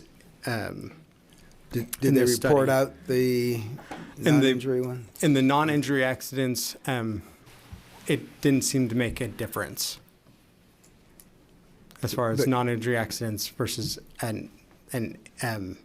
versus having a traffic light going to a roundabout. The property damage only accidents didn't seem to change.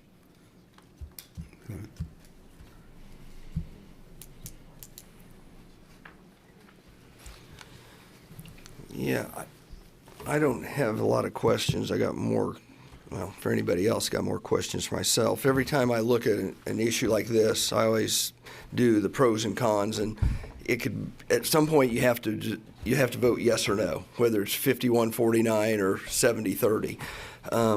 I do believe that the roundabout does help safety in that intersection. So does a four-way stop, but I don't believe it helps us as much. The one concern I have from listening to all the conversation, and I'm not sure how we collect this data, is the bottleneck of a lot of traffic coming out of Kubota or whatever at one time. I'm not sure how we can analyze that. And then the fact that it does take a tractor trailer longer to get into the roundabout, and I'm not 100% sure where I see all that at this point, and I'm not sure how I get the data I need to make me feel comfortable one way or the other. So I'm kind of, in my mind, I'm a little bit at a standstill, trying to figure out. I'm at the same place because, I'd love the five of us to go out there tomorrow afternoon at about 4:30 and just see, but that still doesn't put an imaginary roundabout in there and then watch the same cars go through, and that's obviously where we hope the engineers can simulate stuff. My concern, having grown up in Washington, D.C., we call them circles rather than roundabouts, but you have to accelerate quickly to get into it. And an 18-wheeler truck would have a hard time. Now, of course, these are four-lane circles. There's 4 lanes of traffic going around. So it almost takes a 2-year college degree to figure out how to navigate it. Once you do, then it's a challenge, which is probably even worse for young guys driving. But that would be my concern. And if you only have 3 trucks an hour, but there's never a gap for them to accelerate in without just, muscling their way in, then anything behind them is going to build up until there's a gap in that traffic, people leaving the factory. And I guess that's kind of what I'm struggling with. Do we have 3 trucks go through that intersection a day, or do we have 30 or 300 go through that intersection a day? And that's, I think, would help me make that decision. I don't know how we get to that point. Well, that's why I think those bypass ramps are a great idea. I don't know if most of the traffic going east on Waterwell off the interstate, is it going all the way across 9th Street? How much is turning south? How much is turning north? Bradley's would, because they go directly to Swan, so they go completely across. Well, if we look at the history in the area. Phillips Lighting had far greater number of employees and far greater amount of truck traffic at their peak, and for much greater than Kubota is today. I'm really curious to see how it's going to flow with the four-way stop. I think I'm kind of at a place to let this kind of rest and see how that goes, and take another look at this and engage with these stakeholders a little further, to where if it's going to be a better solution for a stoplight or a roundabout. I would like to let it marinate, so to speak, as well. And, you know, even though the quantifiables, you know, say this is the right direction to go, the folks from the trucking industry locally, they're looking out for their people, and I respect that and understand where you're coming from. And the longer I think about it, and that's what good employers do. So, again, it's appreciated. Yeah, I need to let it percolate and marinate. Maybe one phrase it a little bit. I one way or the other, we have to do some of that intersection. Whoever, I think Mr. Marsh said he didn't consider that a dangerous intersection. I consider it an accident just waiting to happen. It's that speed limit and the amount of traffic there. So look to staff. If we want to postpone this, we need to postpone it to a specific date. Is that how we need to do that based on the way this is set up? Well, that's preferable. If you want to postpone it, and if there's any additional information or anything that you want the engineers to bring back to you, kind of try and be as specific about that as possible, that would be helpful, so we know how to because I think how to present it. And again, when I look at Kubota, if we're talking about the number of employees there, I think 95%, 99% of the time the traffic's fine. It's what I'd like to know what that traffic is during that peak period, and then I think I'd also like to try to come up with a number of trucks that are through that intersection on a daily basis. And I know it'll vary from day to day, but I think that would help also makes. If I'm worried about three trucks versus. And I think hour by hour, if 80% of the truck traffic was between 8 o'clock at night and 6 in the morning, it probably wouldn't be a problem. May not be a concern, right? The biggest logjam, I think, is coming out of Kubota going west at a stop sign trying to pass 5 lanes of traffic. That does not stop. If we had the roundabout there, then that traffic would continually move, and I think that would clear out that much quicker, and I don't think a truck would necessarily have to wait as long, because right now to turn left off of off of Waterwell onto 9th, I know for a fact it took one of my employees over 20 minutes to navigate that turn because of all that traffic right there. So I think the roundabout would just keep that moving, and I could see it clearing out. I would be curious how much truck traffic does come through there at that peak time, though. That would be my only question about the whole thing. Mayor, if I may. Yes, please.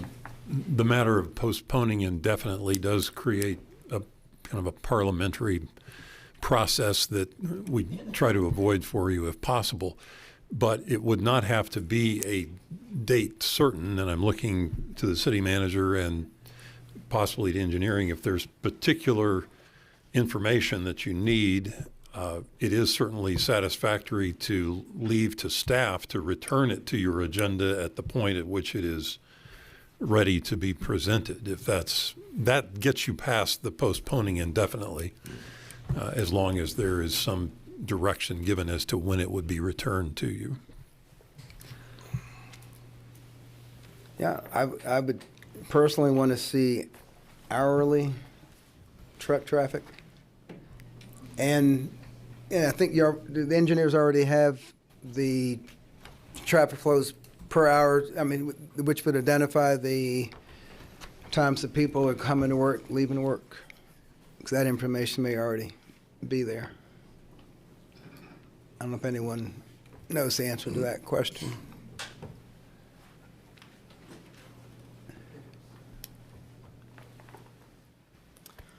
Jonathan Thompson, Cobb Valley Engineering. Do you want to answer this? I didn't hear the question. Yeah, do you already have the the traffic by hour, like over a 24-hour period? Yes, that data was recorded for so I don't get miscommunicated. In the report, it was stated that it was for July 15th, 2025. That was recorded. We took out for peak hour counts on that date, and then we did a week-long count for average daily traffic, which took out 24-hour counts on that roadway on all four approaches, and that data was also taken throughout over the Tuesday, July 15th through the Tuesday of July 22nd. Is there a way to, in those counts, it's just vehicles, it doesn't tell us whether it's... It does. So we can get that says what's motor trucks, and what's... Yep, it does have okay. those. I think that's what we're kind of different- looking for, some kind of information that gives us a little bit better data as far as truck versus vehicle. Okay, we can synthesize that data for you. And I'm not sure one day gives us the information we need, but I don't know how. If that's over a week. This was over a week period. Week yes. period, that would help at least. So if we could get that. Would that data identify any buildup in traffic on any one of those four legs? I appreciate. So we've done models that has evaluated everything you guys are talking about. And believe me, it's a hard concept to wrap my mind around how this is going to work. And they bring up the questions. Trucks are going to slow this down. And it's not going to be effective. But that's what the modeling is for. This tells us it will work. The models say it works. That's the best we got. We didn't invent the models. I mean, this is software that's used all over the nation. It's accepted software. Everybody uses it. We don't see anything that causes this problem. But we try to break it down. It's complicated. That's why we don't sit here and we don't calculate it by hand. This is algorithms and software and computers that figure this stuff. So the stuff you're asking is really digging into the concept of how that worked. But there's been years and years of study and traffic engineers that put together the software to do this. So I think it would be kind of futile to go back and try to dissect this when we've got people that have already solved these problems and have already analyzed this and given us software to be able to do this quickly. I don't think it would be good use of resources, just in my opinion. Because it seems that one concern appears to be at the time that shift changes, has the model taken the shift change into account? Because I want to address specific fears or concerns now. So the shift change, we look at when the peak is, and the peak was during the shift change. Is that correct? Yep. So we have that. That's the hour that we modeled when the shift happened, and we know exactly where it's coming from. If it's all in one direction, and the model takes that into effect, it knows that that's coming in, and it factors in, and it also factors in how many trucks are entering. If they're slower, it's going to factor that in. It's all built into the software to figure that. Okay. And do you adjust the angle of entry into the circle for trucks to give them a little running room before they actually enter? So it's not, as an acute an angle. I don't know that we necessarily design anything different as far as the angle coming in. I will say that we do. The angle coming out was one thing that was found to help with the overturning issues and navigating of the roundabouts. So that's more of a concern, not so much the angle coming in, but it's all kind of factored in. Okay, and I guess I go back to my original question. These specific questions, my asking is nice and cute, but I'm not going to be the one driving a truck through there. Mm-hmm. Is there another opportunity for the people who actually will drive the trucks through there we to address their concerns? I'm sure they have concerns I wouldn't even know to ask about. We want to get their input, definitely. I mean, we don't want to give them something that's not going to work. That's the last thing we want. I mean, that's why we do what we do. We want to accommodate everyone the best that we can.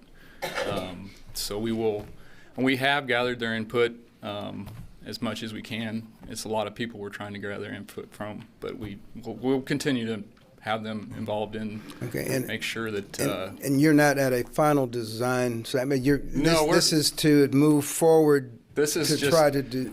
Numbers tell us that a roundabout works. Now we got to lay out the roundabout, and that's where we're at. The next step is trying to make sure that the angles work and all that stuff. So we're just to the point where we're starting to look at those concepts of how this would lay out and how, based on the traffic numbers, how we should be laying out the roundabout for that.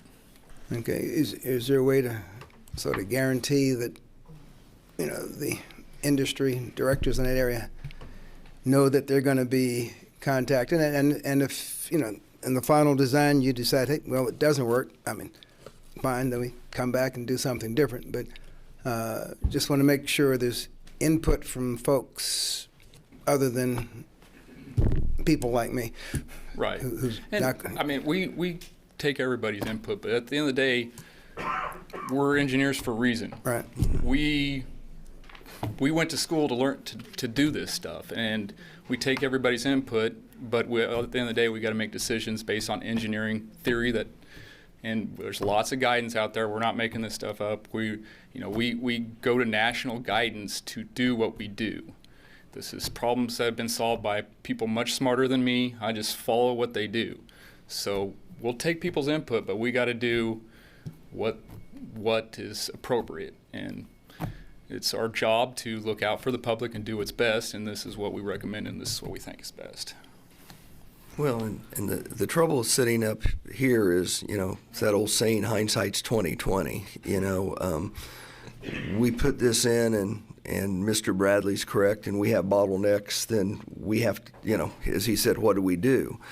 On the other side, if we put in a stoplight and God forbid somebody pulls out in front of somebody and is severely injured or killed, we live with that. So there's more to this than just getting trucks through the thing safely. It's me getting thousands of people there through there weekly safely. So we have to weigh all that. So again, if I could see 5 years in the future or 2 years in the future, I tell you which decision is the correct one. So I do want a little bit of time to try to get some better information and make a decision on this, I think. make that a motion? Absolutely. Tell me about specific date. Do we need to? Well, as long as there is just some direction from you as the governing body as to when you would want it back. If that's something that you believe should be in the city manager's discretion, that works. Well, I kind of agree with Commissioner Longbine. I'd like to, I think four-way stop's horrible, but I think it's a good way. Maybe we can at least monitor some stuff. I don't know, kind of see how traffic flow is. Well, get people used to slowing down. At least give us 30, 60 days. So I don't know if that's to come back in February to us or, I mean, we're this far. I'm looking to my fellow commissioners for some. December 22nd, too soon? Yeah. Okay. Yeah, I don't want it until end of January or end of February. I want to give us a little bit of chance to crunch some numbers and actually maybe try to monitor that intersection a little more. And just so you're aware, I mean, we haven't. That means that project will be pushed back likely a year. I mean, if we wait because it's going to take, I don't know how much time for you to do the whole design, but I guess talk about your design time frame and how much. I guess that doesn't bother me as long as it's fine. As long as we make the right decision. Yep, and sure. I'm not sure. Again, we have a coin toss here, and I'm not sure which one's right at this point. Like I said, I've got a list of pros and cons. So.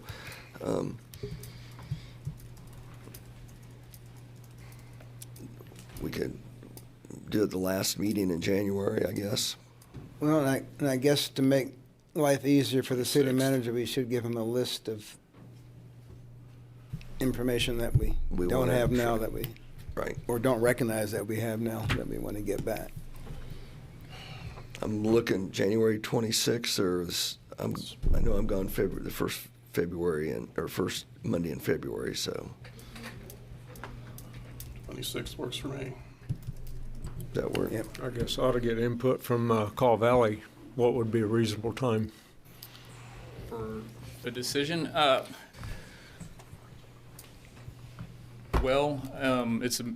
guess the question is do we stop where we're at, or do we continue with what we recommend in design? We could keep this going, but we can always, if we do find something that says no, stop. But if we completely stop right now, we are probably pushing this project back a year. We've already spent more time on this than we anticipated going through the traffic study. We're behind schedule by a couple months now, and if we don't continue to move forward, we don't want to push this where it splits into two different construction seasons. We'd like to get it done at once. So if we go much further, we can't let it early enough in the year next year to be able to get it done next year. So push it off anymore, we're probably pushing it an entire year. To follow up a question that I don't believe we got an answer to is construction time, and will that intersection totally be closed then? It's not. We're anticipating keeping it open as much as possible, and of course, the more you try to keep it open, the longer it takes. So it's, what do you want to deal with? Pay me now, pay me later. Yeah. So do you want to rip the Band-Aid off, get it over with? Or you want to slowly pull that thing off? It might make a stoplight look pretty good. Well, I think. Are the questions we have few enough to get I have this a back couple in questions. 4 weeks? If we have questions, I think we should send them to the city manager today, tomorrow, to give him some idea of what we're looking for. And then I'm going to make a motion and see where it goes. So Are we asking them to go out there and give us more of a study, or just to recompile some of the information? I think they have some information. I'd maybe want it broken down a little bit differently if they can. So So do we need to wait that long to look at if they already have the information? So if we have very directed questions, I would think pulling that information out, 30 days should be enough. So what's the second Monday in December then? December, yeah. 22nd, I think. I have two major concerns. One, peak hour traffic flow, and kind of had a good traffic second time. one. Yeah. No, to have input from those who will be driving it. When you get down to, you are the engineering expert, but it's like software in a hospital. Yet computer experts design it, but doctors and nurses use it, and sometimes there's a mismatch between those two. So just so that there's some input from your end user, because your end user is not us, it's people driving. And just want to make sure that's built into your process. I'm very comfortable driving them. My only concern is during rush hour,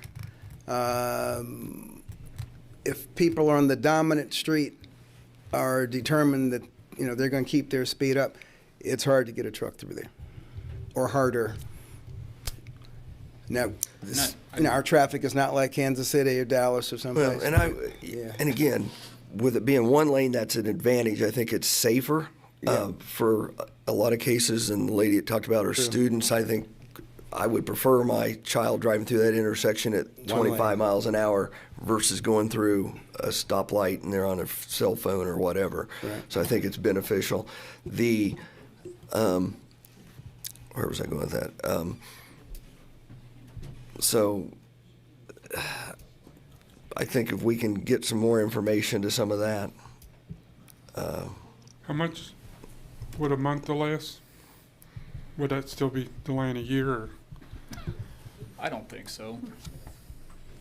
I think we could keep things going. What's the December 22nd? Okay. Was it? You check my date. Make sure. Okay.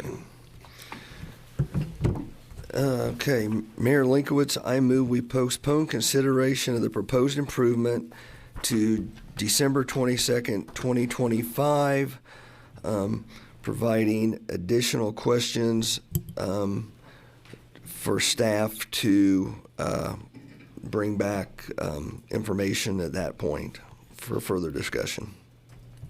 Second. Okay, we have a motion and a second to postpone considerations of the proposed improvements to be specified on December 22nd, 2025 at 4 p.m. and provide staff direction regarding additional information. I would like to request for further consideration. Those in favor say aye. Aye. Question. Go ahead. Was the 22nd chosen over the 8th for any particular reason? Just from a time standpoint, I think it gives them more time to. Hi, I have a question. I'm sorry. No. But please hold on, because there's a I understand, but there's a format for public comment. Absolutely. So I'm not trying to be rude. It's just there's a protocol, and thank you very much. No problem. Is it pertaining to this issue? Absolutely. Okay. Do we have 6 weeks worth of questions that couldn't be handled in 4 weeks? Only reason I ask, if contracting is going to be an issue, obviously from the 22nd of December for the next 10 days, not much work's going to get done. I don't know. I just want staff in Caw Valley and the stakeholders have time to do what, I mean, I'm looking to staff. I don't care if it takes an extra 2 weeks. I just want to get the right answer and make the right decision. Right, because I've heard a lot of data and I've heard a lot of sentiment, but, you know, I need somebody to tell me I can't pull a truck through a 16-foot lane, or, you know, that entry is too steep. You know, in other words, give me a reason why it wouldn't work as opposed to not wanting it or the change. You know, give me an objective reason that needs to be considered in the engineering. Well, I think I don't want to challenge the engineers. I'm not an engineer, or certainly not a traffic engineer. And again, we asked the engineer to give us, you know, an idea of what to put here. If someone has a technical reason why it won't work, like as an example, trucks don't accelerate fast enough to get in the way you have it designed. Okay, well, let's change the design. You know, standards become standards because newer and better ideas are adopted. You know, so maybe Salina will be the newer and better idea for the next 5 years. And we talked about the four-way stop so we can get a feel for, and I don't know when that goes up. So it gives us a little bit of time to see how the traffic flow goes with the four-way stop too. So that's why I was thinking the 22nd gives us a little bit of time. Unless we're seriously considering making that our final option. I mean, if we know that stopgap either way, we're pushing the can down the road a little bit. I misjudged my dates too, because I had asked, posed a question, would a month be? And then that would actually be the 8th, so. We got a motion on the floor, so I guess we can vote on it. And this is going to get postponed, so you'll have an opportunity when this comes back again in a month or month and a half to comment on it. Or well, I'd move to amend the motion to the 8th. I'll second that. All right, so we have a motion and a second. Postpone consideration of the proposed improvements to a specified, actually to December 8th, 2025, 4 p.m. So this would be staff a vote. Direction regarding additional information. Or go ahead. Mayor, I hate, well, this I hate would to be, wax too procedural. Oh, do I on need you, to? but Do I need to? We need to vote first on whether to amend the main motion. Yeah. Is that not what he? Well, He made the motion, but we didn't vote he on made it. the motion to amend the main Okay. motion. So the first question is whether Gotcha. Commissioner Davis's amendment passes or not. Understood. So check that. Let's go back to the original motion, which was the 22nd of December. Those in favor say aye. No. I'm sorry, reverse. You No, gotta, wait. Okay, now I'm really The first question. transposed everything. Yeah, the main motion is there. It Okay. hasn't gone anywhere. The question now is whether the motion to amend that main motion passes or not. Commissioner Davis's motion was to amend the main motion. So the vote is whether to pass that amendment or not. If it prevails, then you would have to vote.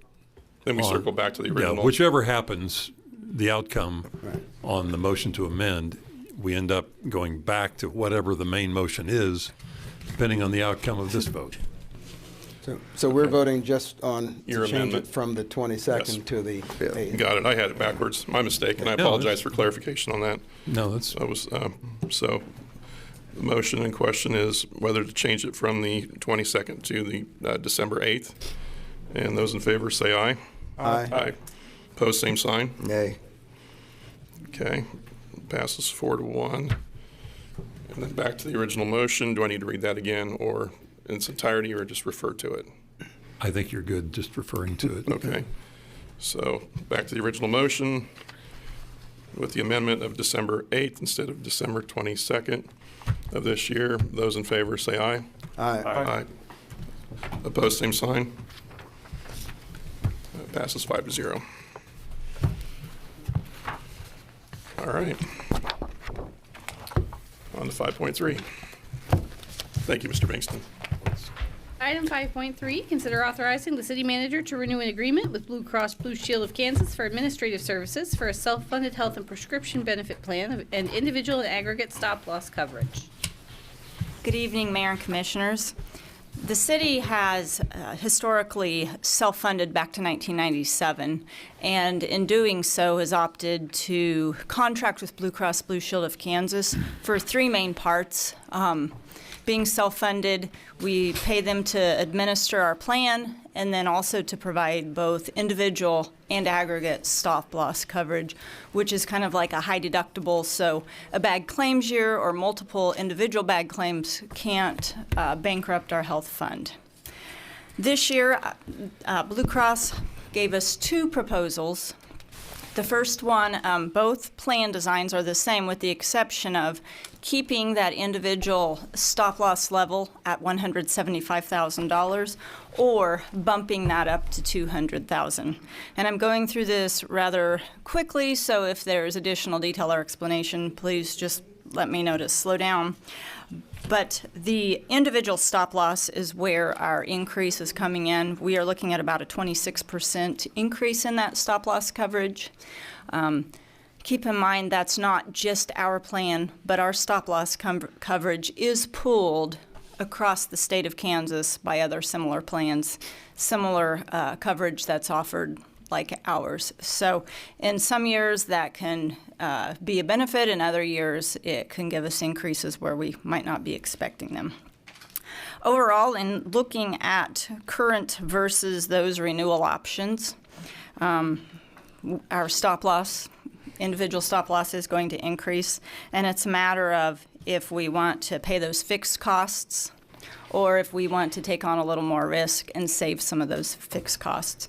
Ultimately, looking at the size of the plan, it's about a wash. It's a matter of if we want to pay the fixed or if we want to save on that premium amount and save a little bit of money. I did include a table that compares those fixed costs, and based on, at the time we had the renewal and compared, we're looking, if we would move to that $200,000 level, we're looking at about a $60,000 increase in fixed fees, versus if we stay at our current level, we're looking at about a $200,000.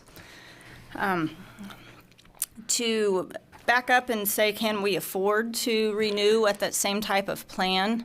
When looking at, we did factor in during budget at about an 8% increase for both the city and what the employees contribute. In comparing that dollar amount to the projected costs and factoring in rebates for drug spend, which continues to increase and drive healthcare costs up for the plans, we look to, the projections show we would come out about $400,000 to the positive. So it is good that we factored in that amount of increase. And Bob Charlesworth, our consultant, was planning on zooming in and being available virtually to help with any questions or to get additional information. But when I mentioned the 8% increase for the employee, what that factors in is about $11 per month for an individual plan, $24 per month for an employee plus one, or $28 for family plans. So, and that's divided by 2 because we do split those into the pay periods. So just wanted to show that while it sounds like a significant amount, the city pays about 80% of the amount we put into the fund, or our internal premium. So even with that 8%, those dollar amounts aren't devastatingly huge. So again, I've went over a lot of information in a very brief amount of time, but the options we see at this point are to increase at our current stop-loss level, increase it to $200,000 level. We could postpone it and look for alternatives if that would be what our direction is, or to look at a later date. Staff's recommendation after meeting and working through a number of different numbers and figures and scenarios with our consultant would be to move us to the $200,000 level, or option 2. So happy to answer any questions. Thank you. Do we have any questions? The difference in the stop-loss coverage, that doesn't affect the employee? It does not. It is a matter of how we manage our fund and projections on overall claims. So yeah, the employees, with the renewal of us moving that, the employees would not notice anything different. It would be the same plan that they currently have. Commissioners, the consultant is available if you have any questions via Zoom. So the premium increase, you just kind of expect that. So is it pretty typical what they're seeing across large employers? I can't tell you the exact percentages, but I would say we seem pretty fortunate that it's that small compared to what I'm hearing from other employers and the large amounts. Kind of what I thought. Yeah, so it's still an increase, but it's not a devastatingly big increase, and we're not in a situation where we have to look at a different plan design. Just out of curiosity, what's your guesstimate? What percentage of our employees actually reach that $5,000 or $10,000 out-of-pocket maximum? I mean, I know we're trying to pay them fairly well, but that's a large amount of money. I mean, Yeah. and I know why it's set that way, but So you're asking about the maximum out-of-pocket that they reach over the course of the claims year. I do not have that number. I know we tried to estimate what that was when we were budgeting, and it was kind of difficult to, because we do have prescription coverage rolled into our plan, and we didn't always have that. We had it with a different third-party administrator prior to probably 2021 or so. I don't know that we could easily determine that, but we'll take a look at it. Hey, Natalie, can you hear me? Yes. Sorry, I'm going through roundabouts right now just to enlighten probably less than, we do have that number. I don't have it right in front of me right now, but there are less than probably 15% of all the members that actually get to their out-of-pocket in any one given year. thank you. And one thing I didn't point out, that our plan design, we are significantly lower, and I pointed out the exact numbers, and I'm happy to read those if you were so inclined. But we are lower than the limits that the Affordable Care Act sets. We are significantly below those. Even though they're still large dollar amounts, they're lower than what someone would have on the open market or in possibly other plans. Hey, Natalie, can I add one final comment? Sure. We tried to negotiate that stop-loss premium down. We were not successful with Blue Cross based on their book of business. But they are going to give the city a administrative fee relief for the first couple months. Natalie, I think it was around $23,000 if my memory serves correct. And I don't think that's actually not counted in all the numbers, but that is something the city did get from Blue Cross as a concession for this year. Because of the large increase.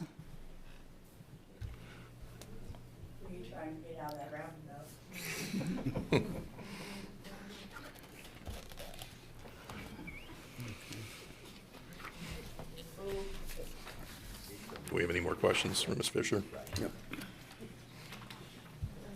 Thank you. Any member of the public wish to comment on this item? And I'll bring it back to the commission. Mayor, I move to authorize the city manager to execute an agreement to provide administrative services for the self-funded health and prescription benefit plan with individual and aggregate stop-loss coverage with Blue Cross Blue Shield of Kansas for a 50-50 cost share plan structure with individual stop-loss at $175,000 in the amount of, I thought we wanted to go with the $200,000. Yeah. Stop loss of $200,000 in the amount of $966,584. Second. We have a motion and a second to authorize the city manager to execute the agreement to provide administrative services for self-funded health and prescription benefit plan with individual and aggregate stop-loss coverage at $200,000 in the amount of $966,584. Those in favor say aye. Aye. Aye. Opposed, same sign. Passes 5-0. On to 5.4. Item 5.4, consider authorizing the city manager to execute a seasonal facility use agreement with Salina Sports LLC for Summer Collegiate League games at Dean Evans Stadium. Mr. Hammond. Thank you, Mayor, Commissioners. Good afternoon. Jeff Hammond, I guess it's good evening now. Jeff Hammond, Director of Parks and Recreation. I'm here to present a proposed facility use agreement with Salina Sports LLC for a summer collegiate baseball team or league at Dean Evans Stadium. Some background. In November of 2024, National Sports Services approached staff about hosting a summer collegiate league at Dean Evans Stadium. Based on the agreement between the city and Salina Baseball Enterprises for Dean Evans, staff suggested to National Sports Services to coordinate with Salina Baseball Enterprises to have conversations about the proposed summer league. In August of this year, the National Sports Services, represented by Matt Perry, presented to the Berkeley Family Recreational Advisory Board a proposal for an agreement with the city for amateur collegiate games at Dean Evans Stadium beginning with the 2026 season. The board discussed scheduling, field impacts, game fees, concessions, and voted to recommend to the City Commission to approve a proposed summer collegiate league for games. National Sports Services has since formed a local entity, Salina Sports LLC, to operate the team. Based on the Berkeley Family Recreational Area Advisory Board recommendation, staff, with the support of legal services, developed a facility use agreement. Some of the proposed items in the facility use agreement with Salina Sports LLC. The term will be approximately a 5-year term, commencing at the approval of the agreement, or the execution of the agreement, through August 31 of 2030. Be a 5-year term. As Salina Sports may terminate that agreement by written notice February 15th of any year. There is a possibility of, if the City Commission is interested or more comfortable with a lesser term, Salina Sports LLC had indicated they were willing to do a lesser term than 5 years. This would be a non-exclusive use. This would be through the summer. Salina Baseball Enterprises has games and practices through the summer, and then they would retain their scheduled use and scheduled priority of use. City programs, tournaments would continue under the established priority order, which is Exhibit A of your packet. The season window, the Salina Sports, or the proposed schedule of Salina Sports, would start the Tuesday evening after the Kansas State High School state tournaments and end the Sunday after the second full week of August. League play is proposed to be from end of May through the end of July, with playoffs occurring early August and concluding then. Salina Sports proposes 30 home games, a total of 60 games, 30 home and 30 away. Obviously, rain dates and things like that might impact that. Or lightning could impact that. A 25% reduction from the adult base rental rates with all rental revenue continuing to be directed toward the turf replacement fund. Salina Sports would provide all game day ticketing. Game day staffing. Follows all posted facility rules. And is responsible for its own ticketing and ticket revenue.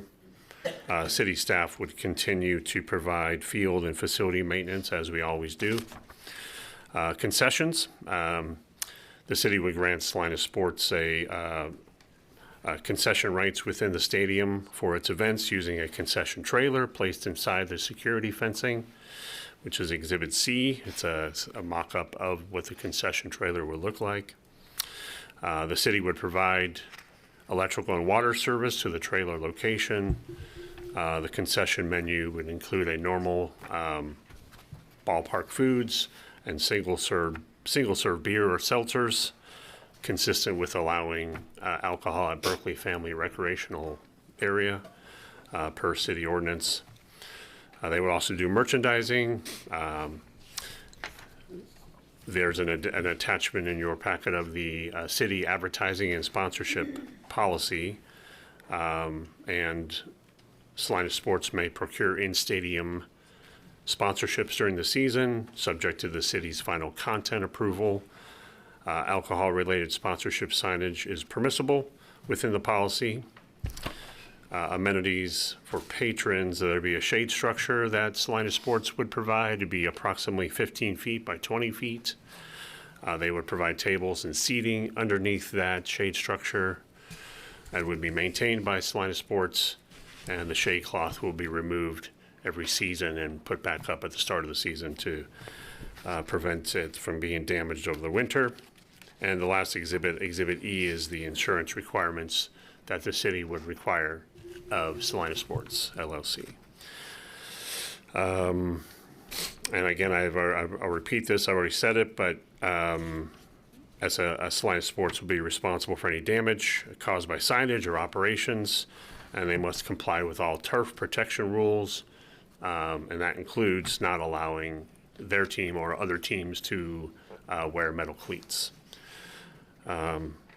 Some of the fiscal considerations, the estimated cost of providing the improvement of water and electricity to the proposed site for the concession stand would be $16,200.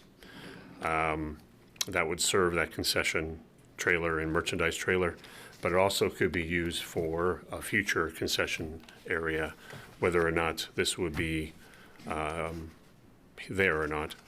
The city would also bear the utility costs for the trailers, for the use of that utility. Expected rental revenue from Salina Sports for this proposed facility use agreement, 30 games approximately times $225 per game would be approximately $6,700 annually. And that would be dedicated toward the turf replacement fund. This would not include any rental revenue from practices. This is game-only revenue estimated. Also, of course, we would have added programming at Dean Evans, increased collection of revenues during a summer season, which is underutilized. There is a lot of open times in summer for Dean Evans Stadium. Salina Baseball is the primary user in the summer, and this would add to that. Also, as the league grows, there'd be increased tourism, local spending relating to that collegiate baseball team. As I stated before, I provided an exhibit of where they would sit in the scheduling priority for Dean Evans Stadium to avoid conflicts with Salina baseball. In summary, this leverages a premier facility of Dean Evans for a high-quality summer collegiate baseball for a regional league for the area, enhances summer activation of Dean Evans Stadium, also increases Salina events and Salina visitation, provides a concession operation for Dean Evans and could be used for Pestinger Family Stadium as well, since the remodel of the former concession stand at Dean Evans was done in 2021, and that was turned into a umpire changing room. Salina Sports would have limited practices due to their schedule and travel. 60 games over 2.5 months is pretty intense. Practices could be scheduled based on availability of fields.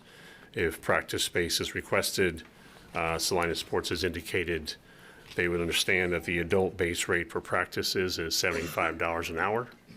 For Dean Evans and Pestinger Family Stadiums, that is without any discount.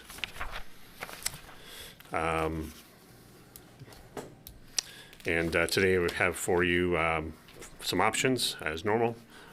Staff recommends that the City Commission authorize the City Manager to execute a facility use agreement with Salina Sports LLC for summer collegiate games at Dean Evans Stadium. Also, as option number 2 would be any amendments as the City Commission deems appropriate. Option 3 would be to postpone consideration of this facility use agreement, and option 4 would be to vote no to the facility use agreement for Dean Evans. I'm certainly available for any questions that you might have. Also, Matt Perry with National Sports Services is here to give you some of his background about his organization, and also any questions you might have for him. And that's all I have. And I stand for any questions, and Matt's available as well. Thank you. Do we have any questions for Mr. Hammond? One regarding the sponsorship and advertising revenue. If a sign is up 12 months of the year, does Salina Sports get the revenue just for those 2 months or the whole 12 months? Those signs would only be up for their season. Just for their season? Correct. Okay, and They'd be responsible for putting them up and taking them down after the season. And any advertisements that were already up from, let's say, contracting with Salina Baseball Enterprises, none of those funds would go No, they would during not. their season. We don't have any advertisements up now, but other than the naming of the stadium. But they would not get the revenue from those that they didn't contract with those sponsors. So this would guarantee them 30 home dates no matter the conflict with someone higher than them on that priority list? They proposed 30 game days. The term is from that end of season of the Acacia tournaments to that first week of August. So within that time frame, through the schedule priority, Salina Baseball, there are other scheduling priorities, and I think I provided that in Exhibit B. Yeah. Going through that, and then what is remaining, which is for the summer, there's lots of options, is what the options they would have to schedule games with staff. All right, so if it came down to a conflict with someone higher on the list than them, and they're needing They would already be scheduled. ahead of Yeah. time. Okay. Yeah. It kind of goes sequentially through the list. So that spot just simply wouldn't be available.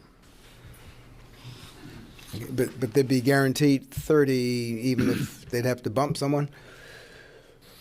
I don't know how. I don't know how tough the competition is for the spots during those 2 months. But Yeah, there's not a specific guarantee in the agreement in terms of 30 games. That's just their anticipated schedule. So the agreement gives them priority, puts them on the list. They'll be able to schedule as many games. There could be more than 30 games depending on how the schedule works out, but that's just the anticipated number of games that they would play. So it's not necessarily a guarantee. We just give them a priority in the list, however they fall in that exhibit. That makes sense.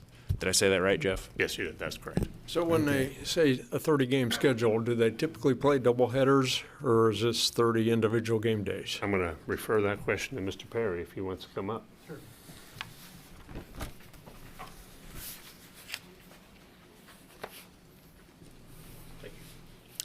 Matt Perry, National Sports Services.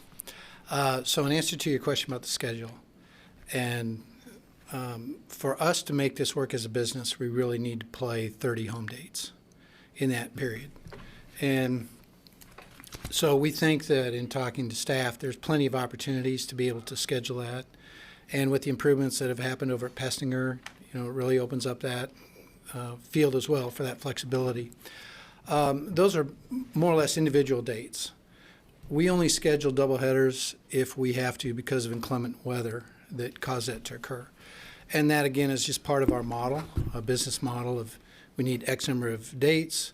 Each time we have a date, we have gate revenue, concession revenue, et cetera, and that's how we build out our financial model. 9-inning games, correct? Yes, that's correct. If we did have a doubleheader, we'd play 2 7-inning games. When you guys schedule those out and travel, do you kind of like Major League, do you play 3 days in one city and come back? Or? Yeah, typically, and when we've done this before, it's kind of been in threes. We're going to start this with 6 teams. We've got our lease agreements done with all of the markets. Our league is the Diamond Baseball League. We are going to own all the 6 teams, at least initially, because we've been in this business for 40 years. We've been involved with over 50 different teams across the U.S., so this is what we do for a living. It's also probably one reason why we're asking for a 5-year lease. We're not wanting to come in here and just dip our toe in the water and, well, let's see if it works and, open up the gates and hope people show up. I mean, we want to do this the right way. We hope we're going to be here a long time. Suggesting a 5-year lease is really our way of saying we want to be here long term. We're willing to invest up front in improvements, but we also want to do this the right way. And usually to build these things the right way, you have to be committed to a 3-year plan, and because that's what it takes. And there's also a history here of other people that have tried to do something similar in the market. So we have to be cognizant of that and figure out why didn't it work and what do we need to do differently. We see this as really a quality of life opportunity for the market, and we're going to come in here and what we know is how to operate this like a minor league baseball experience. That's what we're going to bring to the table with family entertainment, keeping things inexpensive, having good promotions, making it fun. That's our end goal. And really, we want to be a focal asset for the community. When people think of what is there to do and what are great things that Salina has, we want this to be one of them. So what do you anticipate ticket prices being? Generally at this level, they're like $7 to $12. We might have a higher ticket that has more accoutrements attached to it, maybe on a higher end, but that's typically what the public's going to see. And then we'll do the occasional, have family night pricing where we have specials and discounts, or maybe one night we might do a 2-for-1 on, certain ticketing. So again, that's a big part of making sure that it's always affordable for everybody. Are these teams eligible to qualify for the NBC tournament in Wichita? Will they do that?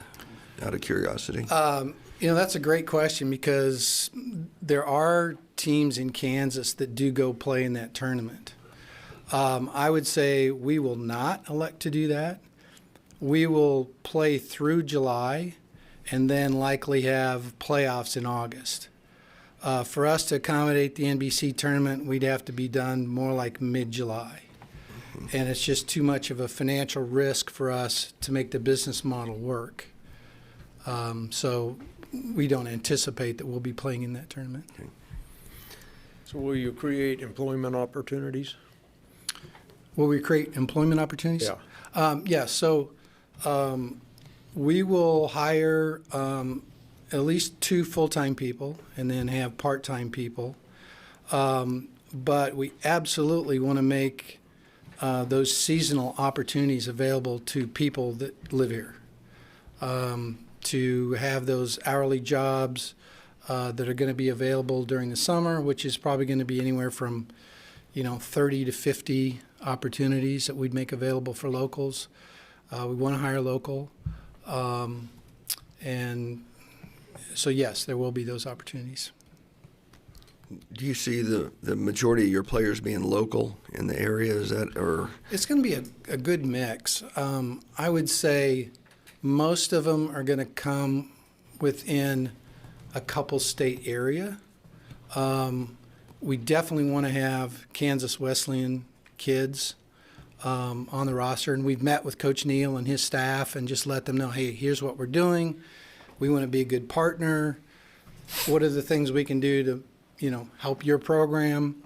But we definitely want some of their players here. And then we'll have, it depends a lot on who you hire as a coach, because that's, your coaching staff is really your primary recruiting arm. And they use their, the people they know in the industry, they're going to reach out to find players. We'll also do some of that at the league level. But, we might have some kids from Texas or Florida or wherever show up, but the majority of them are going to come from the Midwest.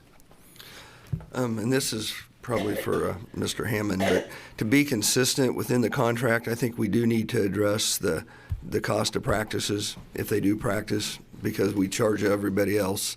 And also for for lights, I think we have on all of our other contracts, we have there's a fee for the use of night games for lights. So just to be consistent throughout all of our contracts, I think. Yeah, that $75 base rate is for the adult base rate. That's the without discounts, and that we would definitely be consistent with that. And then, yes, light fee if there is a need. Thank you. Any more questions? Thank you. Thank you. Any member of the public wish to comment on this item?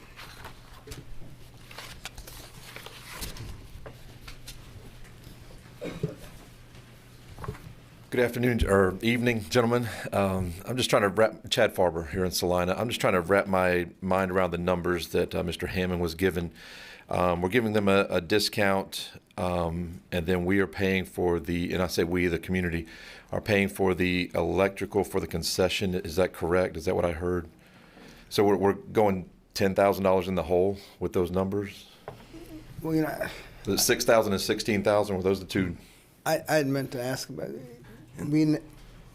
For the concessions that come out there now, isn't there current, are they on generators or? And for Mr. Hammond to expand on that, I believe that trailer will be left there year-round to be used by high school, by everything else. So currently we do not have a that's kind of their deal, is to bring that trailer in. So the Legion can use it, the high schools can use it. So that's something we currently don't have. Right, we have no concessionaire or concessions facility at Dean Evans or Pestinger Family Stadium. Often we see food trucks come, but that's really hit or miss. We would be paying $16,200 for the installation to make a water available and electricity available, but that'd be a one-time cost. And if we were to consider concessions anywhere, anytime, we would need to have that entered there anyways. I think the $16,200 I see as an improvement to the infrastructure of Dean Evans, and could be useful in the far future for a future concession stand, whether we have a facility use agreement or not. But yes, we would be paying for the electricity and for the water, just like we do any concessionaire agreement. Just like Kenwood Cove, we pay for the water and the electricity for the concessionaire that is there by a contract. So where's the water going to drain to? I would leave that to our facility maintenance superintendent. He's the one that gave me my numbers, and I'm sure I did not include those numbers in that $16,200, but one's a plumbing number, one's an electricity number, and we would have to bore that in underneath the concrete and make available plumbing to get that water out. When you say water, that's including the drain? I believe so. I don't have that in front of me. I didn't print it off with me either, but. Thank you. Anyone else wish to comment on this item? I'll bring it back to the commission. Mayor, I move that that we authorize the city manager to execute a facility use agreement with Salina Sports LLC for Summer Collegiate Games at Dean Evans Stadium. Second.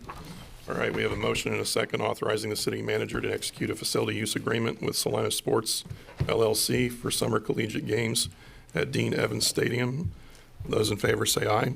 Aye. Aye. Opposed, same sign. Passes 5-0. And Mayor, can we take a short recess? you read my mind, sir. What duration of time are we thinking? 5 minutes. Yeah, 5 All minutes. right. So we'll do a 5-minute recess. We'll reconvene at 6:35. Thank you.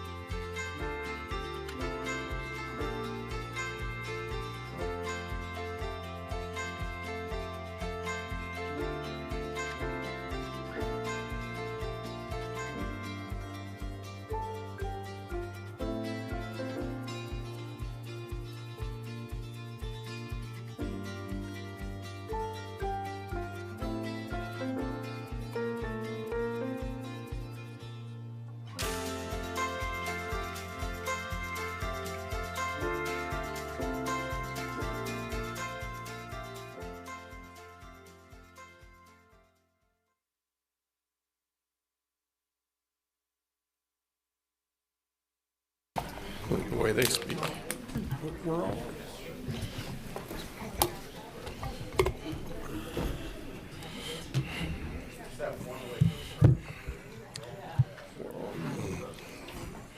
Okay, we'll call it back to order. And we are ready for item 5.5. Item 5.5, consider an excuse me, consider an initiative and referendum petition on ordinance number 25-11263, repealing Code Chapter 7, Article 9, Division 1, Pit Bull Dogs. Thank you. Mr. Wood. All right, as you're aware, we did receive an initiative and referendum petition from a group a couple of weeks ago. So that petition, which actually strikes all of our breed-specific legislation in our current code, came to the city and was given over to the county clerk's office to take a look at that, and they have certified that the petition had the sufficient number of signatures in order for it to be valid. So that gives the city some options as we move forward. So as a valid petition comes in, there's a couple options that the city has. First is to either pass the ordinance without alteration within 20 days after the attachment of the clerk's certificate that accompanies that petition, or if the city chooses not to pass the ordinance within 20 days, then we can call a special election. If there's not one that would be held within 90 days of the time that the petition was turned in, there would be a special election that would be called. So really what the options are for the City Commission tonight are either to approve the resolution that came in as it's written, or to tell us that you don't want to do that and that you would like us to send that on to a special election. If that's the case and the City Commission wants to go down that route, then city staff will work with the county to come up with a time frame of when that would work with their schedule. It's really kind of up to them. They manage how those elections would work. So I would get with them and we would determine an appropriate date, and there would be a resolution or an ordinance that would come back to the City Commission to set the time and manner for that election. So just, I guess, some details about the ordinance that was submitted. Basically, we have one section in our code that relates to breed-specific legislation. It relates to pit bulls and how they're managed within the city. That's the prohibition on pit bulls. And there's some section in there that talk about kind of the transition from when we didn't have that ordinance to how we got into that. So if somebody had a pit bull at the time, that entire section would be repealed. That doesn't eliminate any of our other animal ordinances. So we still have public nuisance animals or dangerous dog ordinances that are on the books that we would continue to have in place. This would just limit our ability to have breeds be a part of that. And I guess another point to this is because it's a petition, if the City Commission does pass the ordinance, it would be we couldn't make a change to that for 10 years, and if it goes to the vote and the city and it's approved, the City Commission couldn't come back and make a change until 10 years had elapsed. So at this point, really, the City Commission has the option to either approve the ordinance or to tell me that you are interested in moving this on to a special election, and then we will have an additional ordinance at a later date that would do that. In terms of cost, talking with the county clerk's office, it's really hard to get to pin down an exact cost for what an election will run, but they indicated that the last kind of presidential primary election that they ran, which would be as similar to this as what we would have, ran about $61,000. So I would anticipate it would be in the probably $60,000 to $80,000 range to run that special election. So I'd be happy to answer any questions. The folks that submitted the petition, Tyler Sartain and Deborah Corrales, are here as well if you have questions for them. And if there's any legal questions, obviously Greg is here as well. So with that, I stand for questions. Thank you. Any questions for Mr. Wood? I don't have any questions. I do have a couple comments. I guess we can listen to, I don't know if I should give my comments first or listen to the public first. I'll leave that up to your discretion. Okay, well, I know this group's been working on this quite a while, and I got to admit my disappointment when this petition was not turned into the county clerk in time to be on the November 4th ballot, which we just had. what really bothers me is now I have individuals like Mr. Sartain telling me, well, let's save the taxpayer money, and trying to use that as leverage. I don't like that. This petition could have been entered in time. You've talked to the county clerk and you knew what time frame that was. I also think it's disingenuous when I get emails that state that that the petition has clearly demonstrated the will and the voice of the people, showing overwhelming public support for the change. I don't know how you can say that when it's taken you that long to get 1,400 signatures, and just at this last election, we had over 6,000 votes cast in the city of Salina. So I get a lot more people telling me to not remove the ban. Too many times we hear that we don't listen to the public. So in this case, I'm going to vote that we put this to a vote. I think the public needs to talk. It needs to be up to them whether we remove this ban, and not up to me. Go down the row, or? It's your call, sir. Okay. I certainly want to get the issue resolved, and I don't know if there's a more passionate person in town than Ms. Corrales. She and I get to talk to each other.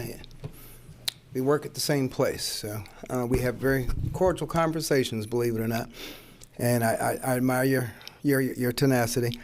My hesitation with this ordinance is that it leaves a void. It erases something, but it doesn't replace it with what I think we need, which is an effective, I'm going to call it, for lack of a better term, bad dog ordinance. But how do you single them out? Well, in healthcare, if you have a large number of people who might have an illness, we use something called universal precautions, which means everybody gets treated as if they have that illness. So I think whatever ordinance we eventually have on the books is going to probably need to treat the poodle just like it would pit bull. If it's a bad dog, it's a bad dog, no matter what its coat looks like or how it behaves. The ordinance in Junction City, which is often referenced as a comparison, actually relies on identifying the dog as pit bull, because those owners have to do more to keep their dog in town. So it's not really a breed neutral ordinance. So I think we're going to have to either scour the land to find one that's perfect, or be the one that everybody else copies and create the perfect one. I would like this to go to an ordinance. I had a call from an orthopedic surgeon just 2 days ago who treats people in a very wide geographical area, with Salina obviously being in the center of it. And he said there's no doubt that people who live in Salina have significantly fewer injuries from dog bites than those who live in our surrounding counties and communities. And he said, and again, this is secondhand information, the majority of those dangerous injuries or bad injuries were from pit bulls or similar animals. And he said, we should be expecting a higher number of injuries. And he said, just, look at the numbers. Now, for whatever reason, we don't have as many reported dog bites. The numbers clearly show a decrease. I think whatever we end up doing needs to have as its focus maintaining those low numbers of bites, no matter what type dog is giving it. Most of the phone calls I get or mail that I get from local people who I can identify who live in Salina, I would dare say it's probably 4 or 5 to 1 to keep the ban in place. Most of the robo-generated mail that I get, which I'm assuming is from out of the city, is in favor of repealing it. So one way to find out is let the people speak. But no matter how that turns out, we still got to we still have to tweak the ordinance that we will have on the books afterwards, in however form or shape it gets to its final resting place. Well, I'm a little disappointed that our options are limited, in that I had favored modifying this ordinance to allow the dogs with conditions. And this kind of ties our hands to either just eliminate the ordinance or let the people decide. And I agree with Commissioner Davis. Hopefully someday we can move down this road and make some, a lot of sample model ordinances have been presented that I fully agree with. But as this is presented, we're pretty limited here. So. Yeah, I hear from a lot of first responders that say, whatever you do, don't repeal this. There's a little bit of weight behind that because they're the ones that see the actual damage from it. I do want to commend you guys. I see out on the streets the amount of work that you put in to get the signatures. That's just, there's a lot to be said for that. But I think it's time for this town just to let the people decide. I'm for voting. Thanks. Did the clerk indicate whether this would be a mail-in ballot or a full? So that's really a decision that that the city commission will have to make. So that it does have the potential to be a mail-in ballot if it does meet the parameters in the state law that would allow it to be a mail-in ballot. That'll be a discussion as I bring this back, or if you make the decision to move this on and we bring this back, we can have a discussion about whether that would be a mail-in ballot or a ballot at the polls. Thank you. Because this couldn't be postponed till the August primary, could it? No, I don't think so. I mean, the state law says that we would call a special election forthwith. So there's not a specific designated time frame with what forthwith means. But I think we would probably want to move it on more quickly than that. Well, pragmatically or philosophically speaking, however you want to phrase it, I mean, I don't have a problem necessarily with the idea of like behavior-based ordinance, but I've said it before and it bears repeating every time this topic comes up. And thank you everybody that sent an email, and I appreciate that. Phone calls and emails basically stating they don't want the ban repealed. Get quite a few of those, and kind of back to what the other commissioners have said, I feel like this needs to go to a vote, let the voting public decide the direction we want to go with this pertaining to this breed. Can I speak before, or is that waiting? I'm going to offer up public comment here in a second, but I appreciate your enthusiasm. So do we have any more points of clarity or questions for Mr. Wood? Mr. Bankston, do you have anything to add pertaining to this? No, I believe Mr. Wood addressed anything I would have said. Perfect. Thank you. I'll open up to public comment. Please keep it within the 3-minute time constraints, and cordial, please. Deborah Corrales, before you start my 3 minutes, can I have conversation about some of the stuff people said?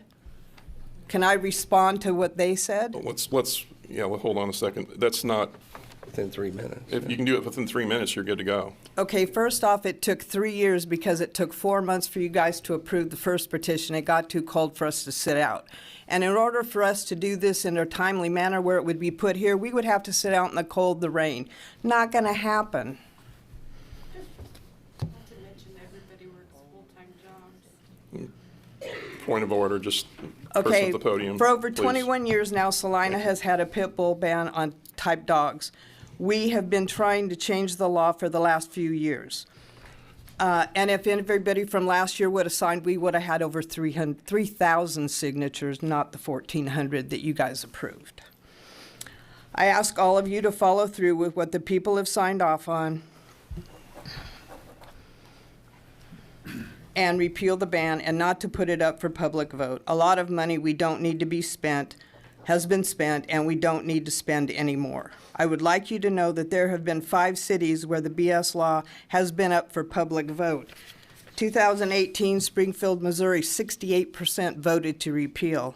2019, Liberty, Missouri, voted to repeal. 2020, Denver, Colorado, 66 voted to repeal. Pretty Prairie in 2023, Pretty Prairie, Kansas repealed their breed ban by public vote. In 2024, Aurora, Colorado repealed by 57% by public vote. So if you don't think people want this, you're wrong. All the public votes the city passed were 57% or higher. It's time to repeal Salina's inhumane, ineffective ban on dogs that have done nothing wrong. You guys have spent over $20,000 on DNA tests on dogs that have done nothing wrong. They simply exist. 87% of the time when a dog is called a pit bull in an attack, it's been misidentified when DNA is presented. They are misidentified 87% of the time. You guys got to look past what your constituents and have maybe a training class. Have a class where you can show people the statistics. Dog-bite.org, worst place you can go. The Humane Society, the CDC, and the AF, whatever, the animal control thing, they don't believe in dog bites because it's all based on news articles. It's time to do the right thing. You guys are killing dogs based on the way they look. Does that sound familiar to anybody? Apply that to people. Thank you for your comments.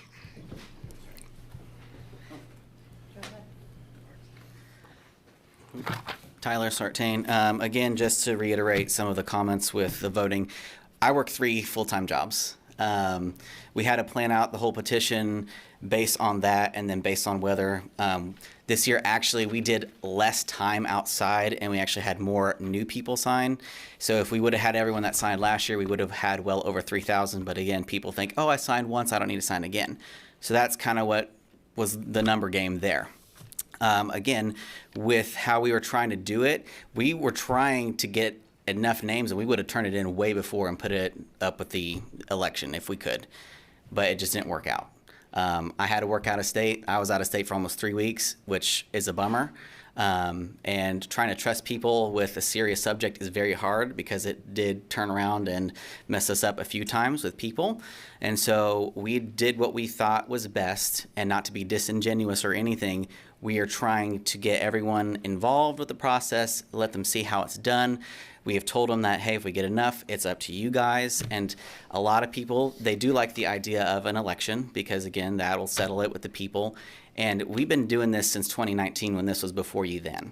We've talked with thousands of people. We spent 6 years talking with people, 3 of those years sitting outside in all types of weather, discussing with people. And this year, I can tell you the biggest issues that they've had, roundabouts, log jam, this, city spending, cozies. And that's been animal shelter. That's been the biggest complaint, and they want to see something done. They don't like the fact that the estimated 68,000, someone, I think it was last year, said it could have been $100,000. They don't want to see us wasted more money.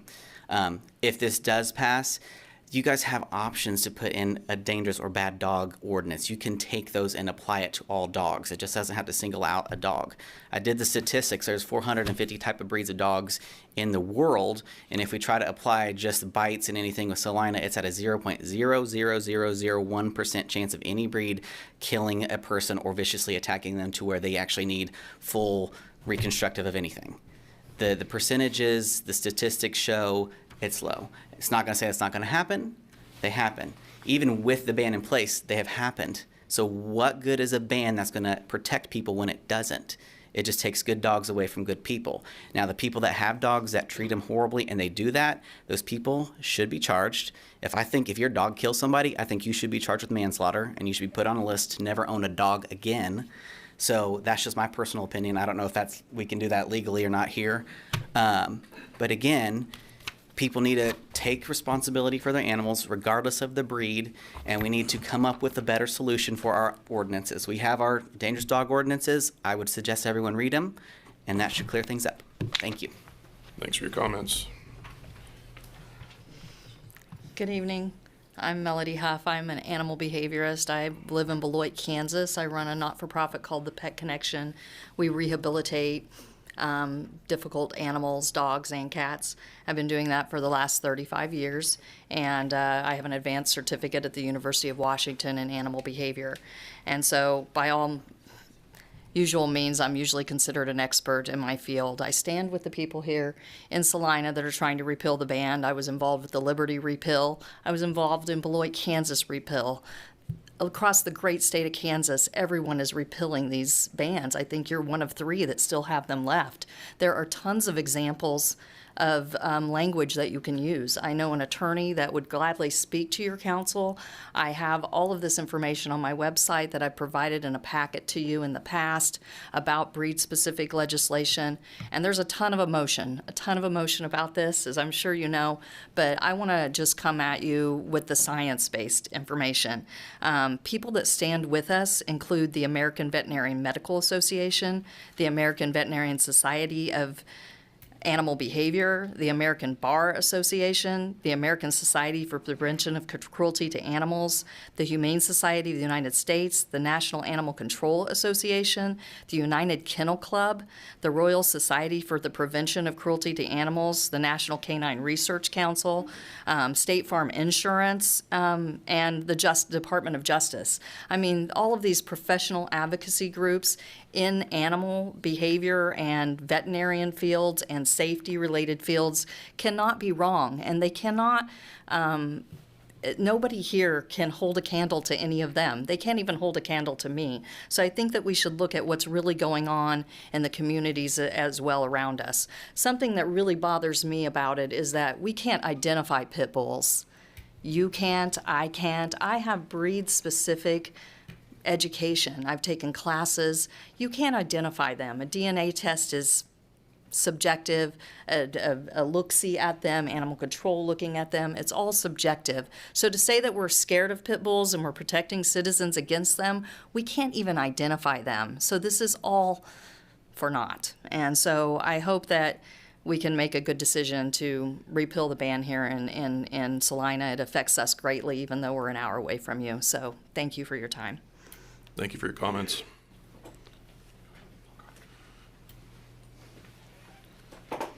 I've never been to one of these, so my name's Carol Madden. I actually moved here to Salina 4 years ago, and when I learned about the BSL legislation, I quickly wanted to get involved. It's been wonderful to work with Tyler and Deb, helping them do their graphics and all of their social media stuff, because this is near and dear to my heart.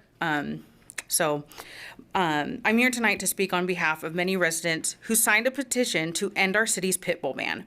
Our petition meets every requirement under city and state law. The people of this community have spoken, whether you like it or not, clearly and decisively. To move this to a special election, despite the verified will of the voters, will not only waste taxpayer money, but also undermine the very foundation of representative government. I grew up around pit bulls. Almost everybody in my family has had them.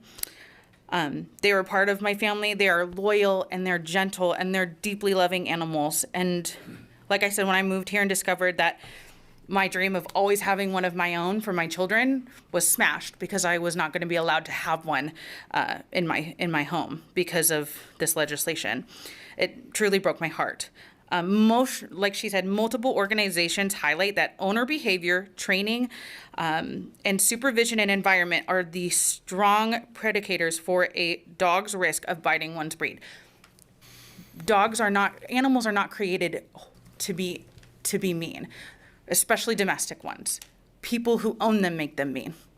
You can say that about anything. It all has to do with the person behind whatever it is that they own, whether it's a gun or a fork or whatever. It's their heart and their work that they put into it that makes them bad. So this ban is not just about safety anymore.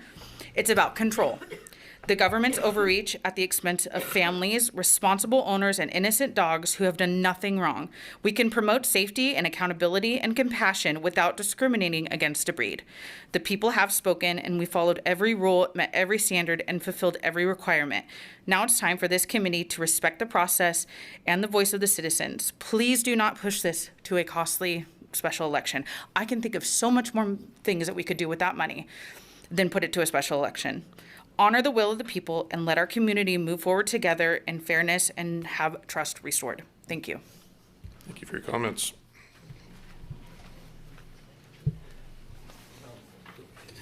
Good afternoon, or evening. I am Dean Klenda. I recently ran for City Commission. I did not win, but I think the public spoke on that. But my concern is two of the big topics that people spoke with me during my running were the pit bulls. Some for, some against. I couldn't tell you the percentages. Honestly, I talked with a lot of people. But one thing that was also very present was the lack of transparency and communication from the city. Some on the citizens' fault. I mean, you know, both sides have fault. I find it very hard to get over the fact that a commissioner would single out a citizen for submitting a public petition with his best effort. I would urge that commissioner to make a public apology, because that is very hard for me to stomach. A commission has to work for the public, and for you to single out anybody for following the process for multiple years, that's very appalling to me. I would urge you to consider that. Thank you for your comments. Takes me a minute to get. You're fine, sir. You take the time you need. I'm going to sit to the side of this because it's just going to be. Absolutely. Whatever you're comfortable with. My name is Mike Montgomery. I'm a longtime resident of Salina since 1970. When I was the year I was born. I know of one incident in the city of Salina, and this is in the early 2000s, when a friend of my family had their daughter attacked by a pit bull. That was one incident.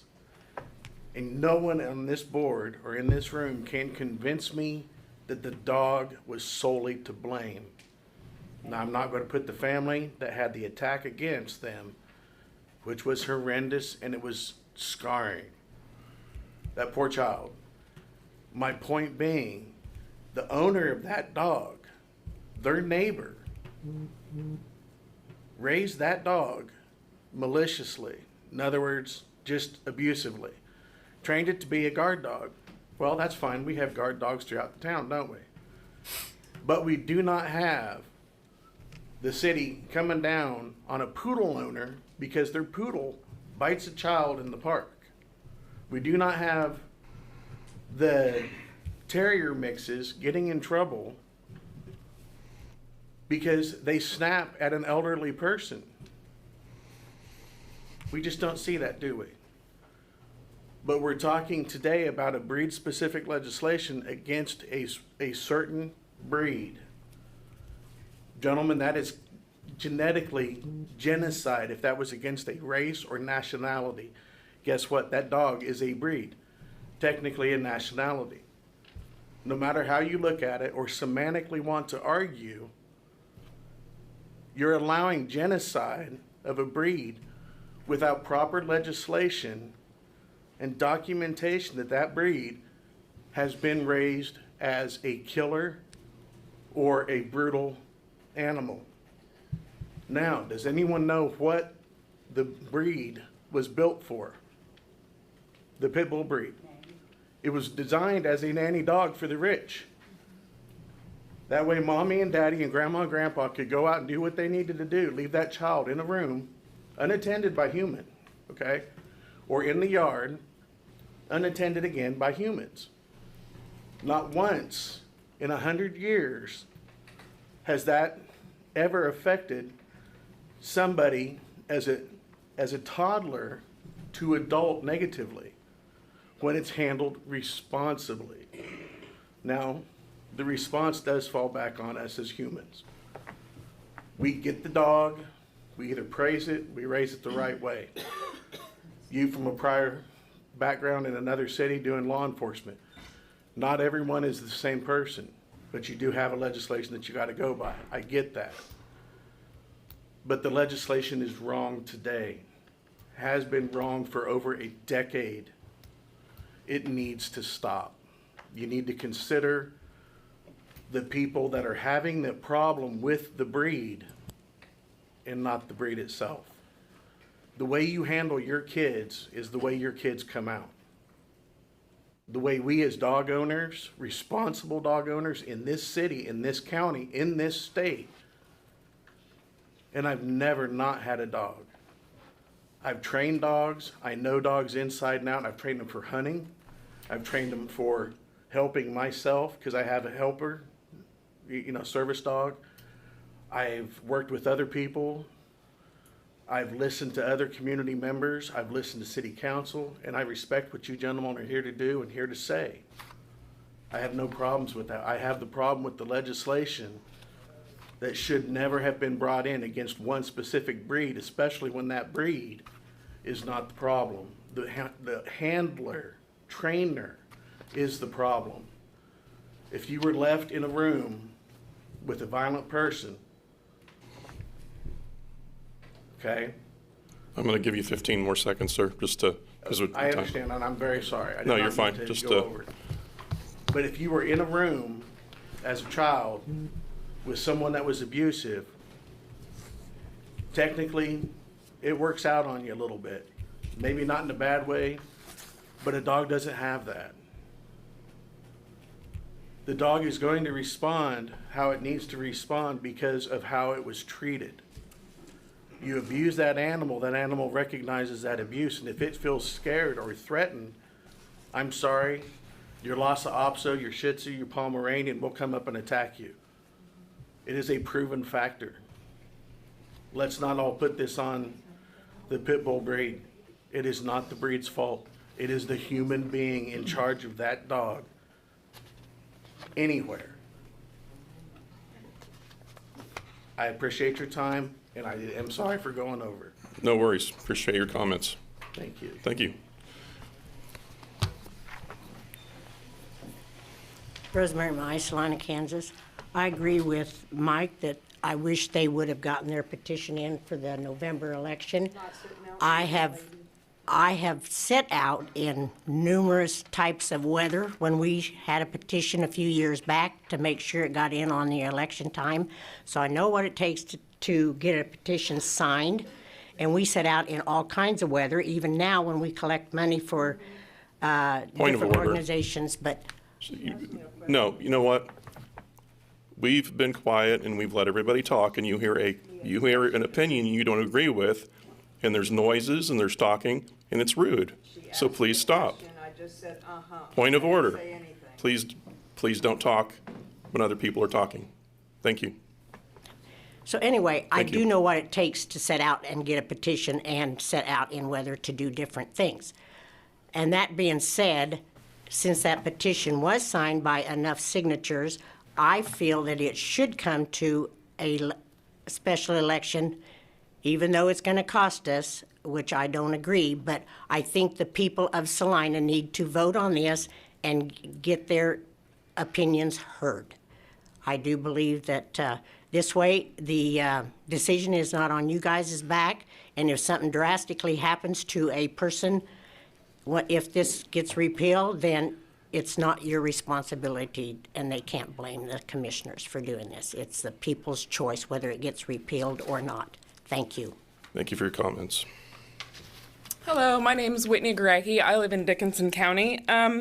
I was wanting to let you know that if you yourselves do not repeal this ban, you will not have the opportunity to put anything on the ban if it goes by the people. So I like responsible pet owners. I don't know if you guys do, but you could suggest such as spay and neuter, or 2 pit bulls in a home, or certain things like that, or training classes.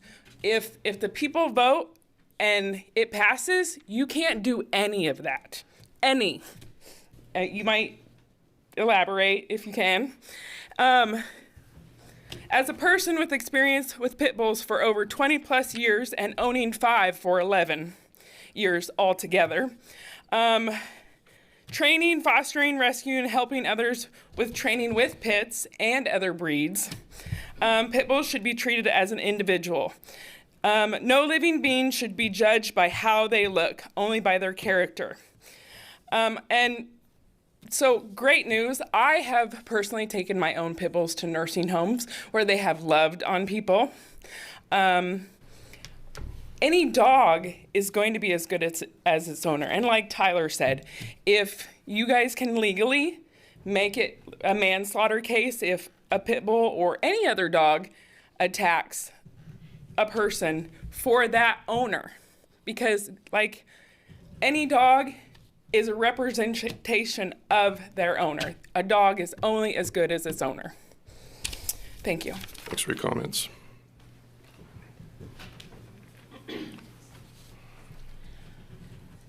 Hi, Amber Claire. I don't have a prepared speech or anything. I'm not an expert. Actually, I have a huge, ginormous fear of public speaking, so I didn't intend to say anything. But I've been a lifelong resident of Salina. I have friends and family members that used to breed and raise pit bulls. I literally have pictures of myself when I was 2-3 years old riding around on a pit bull like it's a horse, and she's just smiling ear to ear, and they're amazing dogs. They are great dogs. I actually just was reading the other day a story about a standard poodle, a show dog, that attacked another dog and killed it in a park. So it was funny to me when you brought up, you know, if you're going to treat a pit bull one way, you should treat the poodle the same way, because any dog can be aggressive. It doesn't matter what you label it as. It is all about ownership, being responsible. And I think I appreciate Deb and Tyler. They did put in a lot of work on this petition, and that's it. Thanks for your comments. Appreciate it.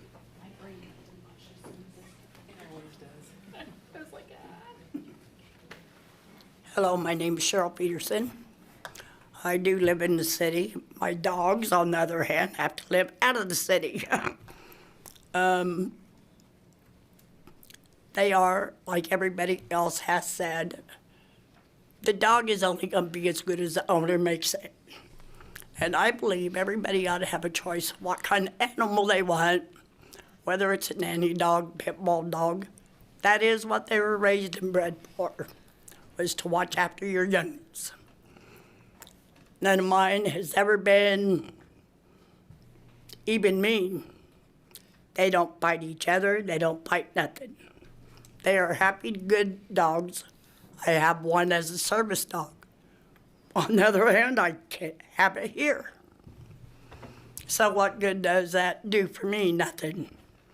I really hope you guys will take a wide look at all options with dogs.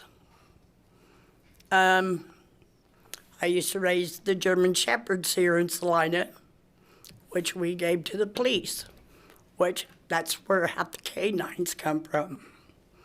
I believe pit bulls can do the same thing as the shepherds.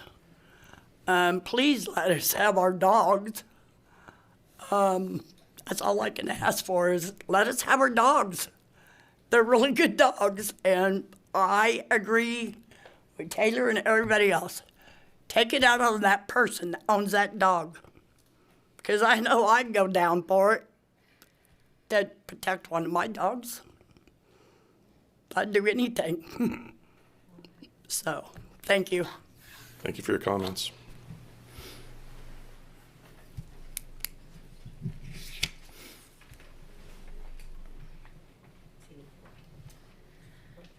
My name is Jade Talbot. I also did not come planning to speak, but I don't live in Salina because I cannot live in Salina because I have a dog who is a pit. I work in Salina. I get gas in Salina. I do groceries in Salina. I do everything here, but I cannot live here. My issue is that if this goes to a vote, voices like mine won't get heard on that. Because I don't live here, I can't vote on that. It won't get mailed to me, right? I know several people who would love to live here. They'd love to be in Salina. Salina's a great community, especially for us young people. It's expanding, it's growing, it has lots of opportunities. However, we're forced to look at places like Manhattan and Wichita and other places when this is really where we want to be, but because of this law, this isn't even an option. So I'm traveling here for work, I'm traveling here for everything. So that's my concern, is for the voices who don't live in the city limits and all those potential people who would love to be here, whose voices won't get heard or accounted for on that vote. Thank you. Thank you for your comments.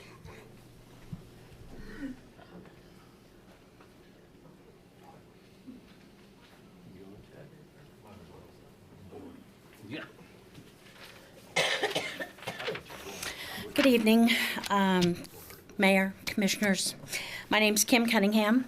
I'm just going to read what I sent today in case some of you did not open your email and were unable to read it, or I just want to have my voice heard. I have been watching this journey for over 10 years. I first got involved 10 years ago after multiple times appearing before the commissioners, spending hundreds of dollars, providing books, DVDs, folders of informational studies, and then voted down. I was beat. You beat me. I had spent hours, along with Deborah Kralitz, researching, calling, and advocating for these dogs. I then got into the Animal Advisory Board, serving 2 terms, thinking I could make a difference there, but found that it was just a spoon-fed board with no power to make a difference. I then resigned before my 3rd term. Since that time, I have continued to help with rescue and transport of these misunderstood dogs. Not once in the past 10 years have I transported a bully breed that has been aggressive or even had to be kenneled during transport. I have grown to love these big blockheads. It is unfortunate that we are judging dogs by how they look and not how they behave, judging by stereotyping rather than by research and recent studies. Please repeal this ban. It's discriminatory, expensive to enforce, and now has brought about the killing of a dog at our local shelter when they are unable to be placed elsewhere, solely based on their appearance. It's time to do the right thing. It's time to listen to the voters. I've lived the majority of my life in Salina. I was born here, raised my boys here, and continue to work until I'm able to retire. At the rate of the wasteful spending of taxpayers' money here in our community, I honestly don't know if I'm going to live to see retirement if I stay here. Please do not waste more of my hard-earned money taking this to a vote because you're not able to make an informed decision with the material that has been presented to you in the past 10 years. The voters have spoken with proof now of a petition. Thank you for your time, and again, please repeal this ordinance. Thank you. Thank you. Appreciate your comments.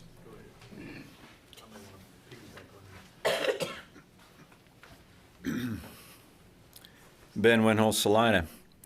I too don't have a speech, and I'm afraid to speak in public. I have a personal story when it comes to a pit bull, and Commissioner Hoppick knows about this because I sent him the information. The neighborhood my former neighborhood, I lived there for 42 years. It was a great neighborhood and well established. And then 3 years before I moved, the house next door to me sold, and come to find out, it was a house where they were selling drugs out of it. And there were people coming and going all the time. And in that home was a pit bull. And every time that pit bull came out into the backyard, and my sidewalk to get to the backyard was on that side of the property, this dog would go to the chain link fence and his jaws would clamp into that, and he was growling and barking, and that chain link fence was going like this. He wanted to get at me like you wouldn't believe. Why? Probably because I was close to his property that he was protecting.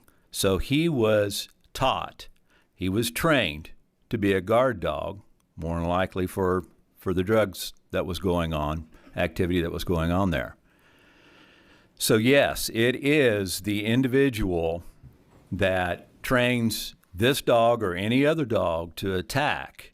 The trouble with pit bulls is it's in their DNA that when they attack, they don't let go. They will clamp down and they will not let go. Same way with bulldogs. So with that being said, yes, this needs to go to a vote to the city of Salina, to the citizens, because none of you up there want this on your head if you repeal the ban and something happens that involves a pit bull or any other dangerous dog for that, where a little child gets mauled or killed. I will be voting, when it comes time to be voting, against this, because I don't want that on my head either. I can see what pit bulls can do. I can see how they act, and believe me, I prayed every time that somebody wanted to go in that backyard, being an electrical guy for reading the media or whatever, that dog was not outside, because it would have been a bad situation. Thank you. Thank you for your comments. May I just say something really fast? It's kind of a one and done deal. That's meant about. I understand. It's, everybody has a right to voice, and we don't fact check everybody, so it's 3 minutes, and it's whatever happens. Mr. Farber. Chad Farber, again, here in Salina. I do want to congratulate this group on getting the petition together. I've seen them out there many nights, and a lot of hard work has gone into it, and I appreciate the hard work that has gone into it. I personally, I have never had a problem with a pit bull. I've had more problems with chihuahuas than pit bulls, and that's just I don't have the big story like Mr. Winholtz had, but that's just my personal story. I understood Mr. Wood to say that if this goes to a vote and the voters decide to repeal, or the other ordinance would go in place, that would be for a 10-year period. Is that correct? That's correct. Okay, and the board could not make any adjustments to that. Is that correct? I believe that's correct, yes. Mm-hmm. Well, we couldn't reinstate. Unless there's another vote. Unless there's another vote. Another on that same ordinance. Okay. Man, with that in mind, maybe it would be better for you guys to put your heads together, get some guys on staff who say, hey, this needs to be worked on. And that's the case today. So if they approve this ordinance, it's this ordinance that goes away, and that stands for 10 years. So at this point, there is really not an option other than approve the ordinance as it stands, or send it to a vote and see whether the public approves it or denies it. So there isn't an option for a kind of a halfway at this point. Okay, well, I appreciate, go ahead. One thing to clarify is, so if this is approved, this bans any breed-specific aspects to the ordinance. So the city still could regulate, but it would be a universal application, not breed-specific, if this is adopted. It doesn't mean the city couldn't regulate dangerous animals or anything like that, but the city would not be able to adopt anything that treated breeds specifically. And that may sound like a better option for everybody involved, so that we can put some parameters on this. I've heard over the last several weeks, Commissioner Davis, Commissioner Longman, I believe as well, during their campaign period, saying that this ordinance needs some work, or it needs to be adjusted, or something needs to be worked on, and this may be the opportunity to do that. There is a significant cost with going before the citizenry. I'm a big proponent, you guys know that, of letting the people speak, but this is a big decision. I do want to, in just a few seconds that I have left, I do want to piggyback on what... You can go over, because there's a back and forth, so don't sweat it. On what Mr. Klenda said, Mr. Hoppig, this is outlined in our state constitution. This is the way petitions are designed to be done, regardless of how disappointed you are with the time frame of it, regardless of how you perceive the group. This is not the forum for you to be demeaning the citizens that come before you. And if this was just the first time, we may overlook that. But this has seemed to be a pattern of your behavior over the last several months. I've noticed the way you've talked to Mr. Winholtz as well. And I am disappointed And I would hope that, as another citizen said, maybe offer an apology to this group and say that maybe it was perceived the wrong way. And if not, I would encourage this board to censure Mr. Hoppick for his comments over today and the last couple weeks. Thank you. Thank you for your comments.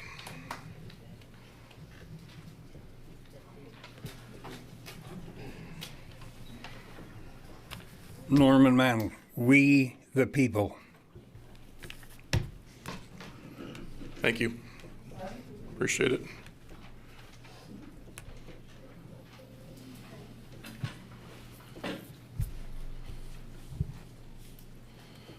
If there's nobody else that wishes to comment, I'll bring it back to the commission. Well, I'd just like to have a few last comments. The cost of a special election, it sounds like a lot of money, but as I'm sure anyone else in this room would attest, we've spent more for less, or at least in people's perception. If it takes that amount of money for the city to identify who it is as far as how it feels about this issue, that's money well spent. That's just a little over $1 per resident.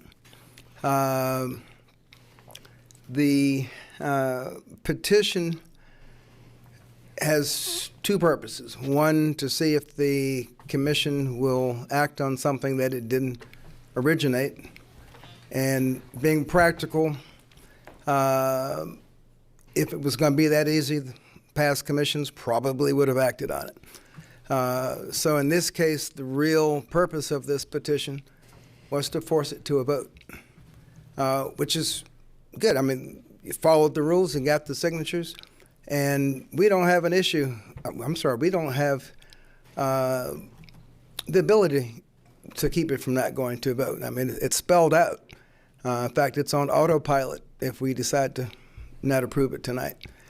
And nobody should be afraid of the results. I mean, we may find out that our neighbors feel differently from ourselves.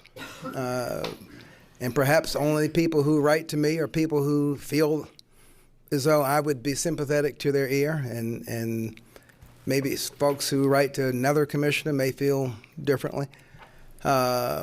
But this has been dragged on long enough. I think we shouldn't be afraid to find out what the masses, how the masses feel.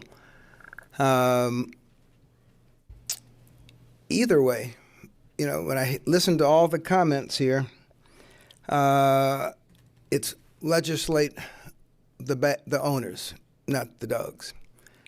And that's the one thing we've had very few suggestions for over the last 10 years. I mean, we have some draconian methods. When James Bowden was running for city commission a couple years back, you know, his solution was every dog gets behavior tested. You know, from the mild and meek Pompu to the biggest German Shepherd you can find. That would be time and cost prohibitive for the city.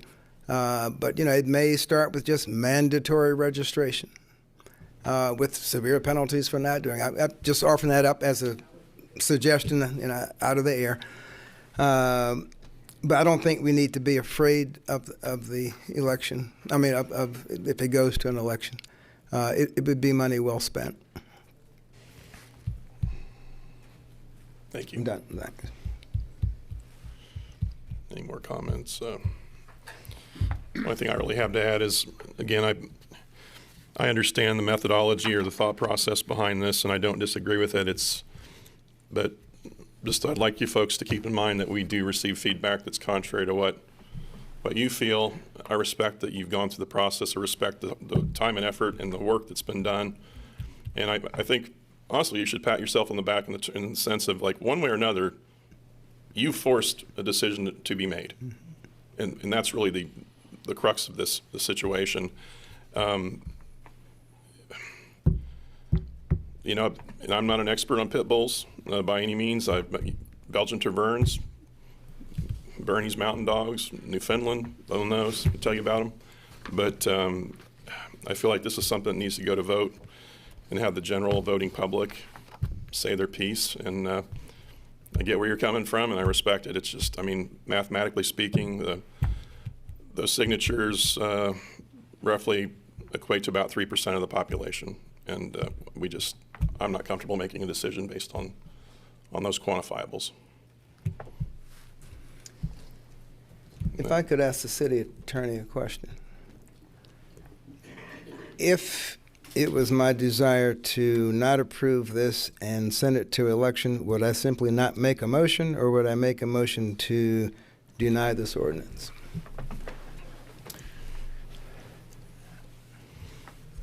The ordinance, my suggestion would be for the mayor to give an opportunity for any one of you to make a motion to enact the ordinance.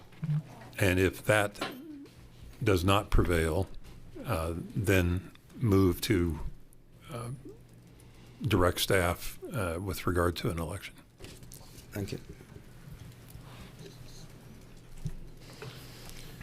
So that lands here at the commission. Okay. Mayor Linkowitz, I move that we direct staff to explore with the county clerk election officer details associated with calling a special election in order that the city commission may forthwith call a special election to place on the ballot the question of whether a majority of the city's qualified electors vote in favor of the ordinance. Second. Okay, we have a motion and a second to direct staff to explore with the county clerk election officer details associated with calling a special election in order that the city commission may forthwith call a special election to place on the ballot the question of whether a majority of the city's qualified electors vote in favor of the ordinance. Those in favor say aye. Aye. Aye. Opposed, same sign. That passes 5-0. And that brings us to, we don't have development business, so other business. Any commissioner have any other business they wish to discuss? Yes, Mayor. I'd like to recognize that Saturday we had probably the biggest one-day event in the history of the city of Salina, the Salina Crossroads Marathon. We had a record 5,416 runners from all 50 states, 6 foreign countries. It's an incredible event. I want to thank the Salina Police Department, Sergeant Gaywith, and all the officers who stepped up to do incredible work, along with the street department supervisor Brett Buchwald, who this wasn't just a one-day operation. It took several days to accomplish all this. Salina Fire Department, the Sheriff's Office, as well as the Kansas Highway Patrol, who all offered assistance throughout the day. I know there was frustrations with traffic, but the marathon participants thought it was just an incredible event, and we should be very proud as a city that we're kind of nationally known now for marathons. So thank you to all the organizers and over 500 volunteers. I was one of them, but it took. And Miss Reynolds was okay.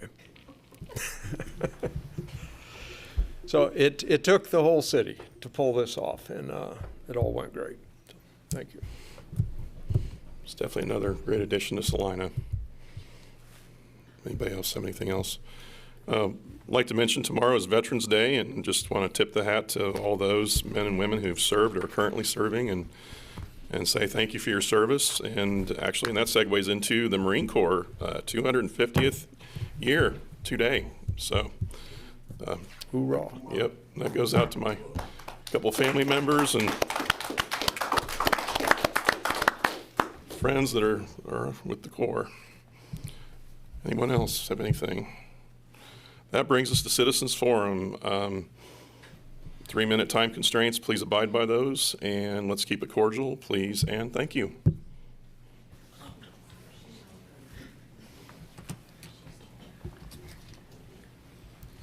Ben Wendell, Salina. I kind of like this public speaking thing.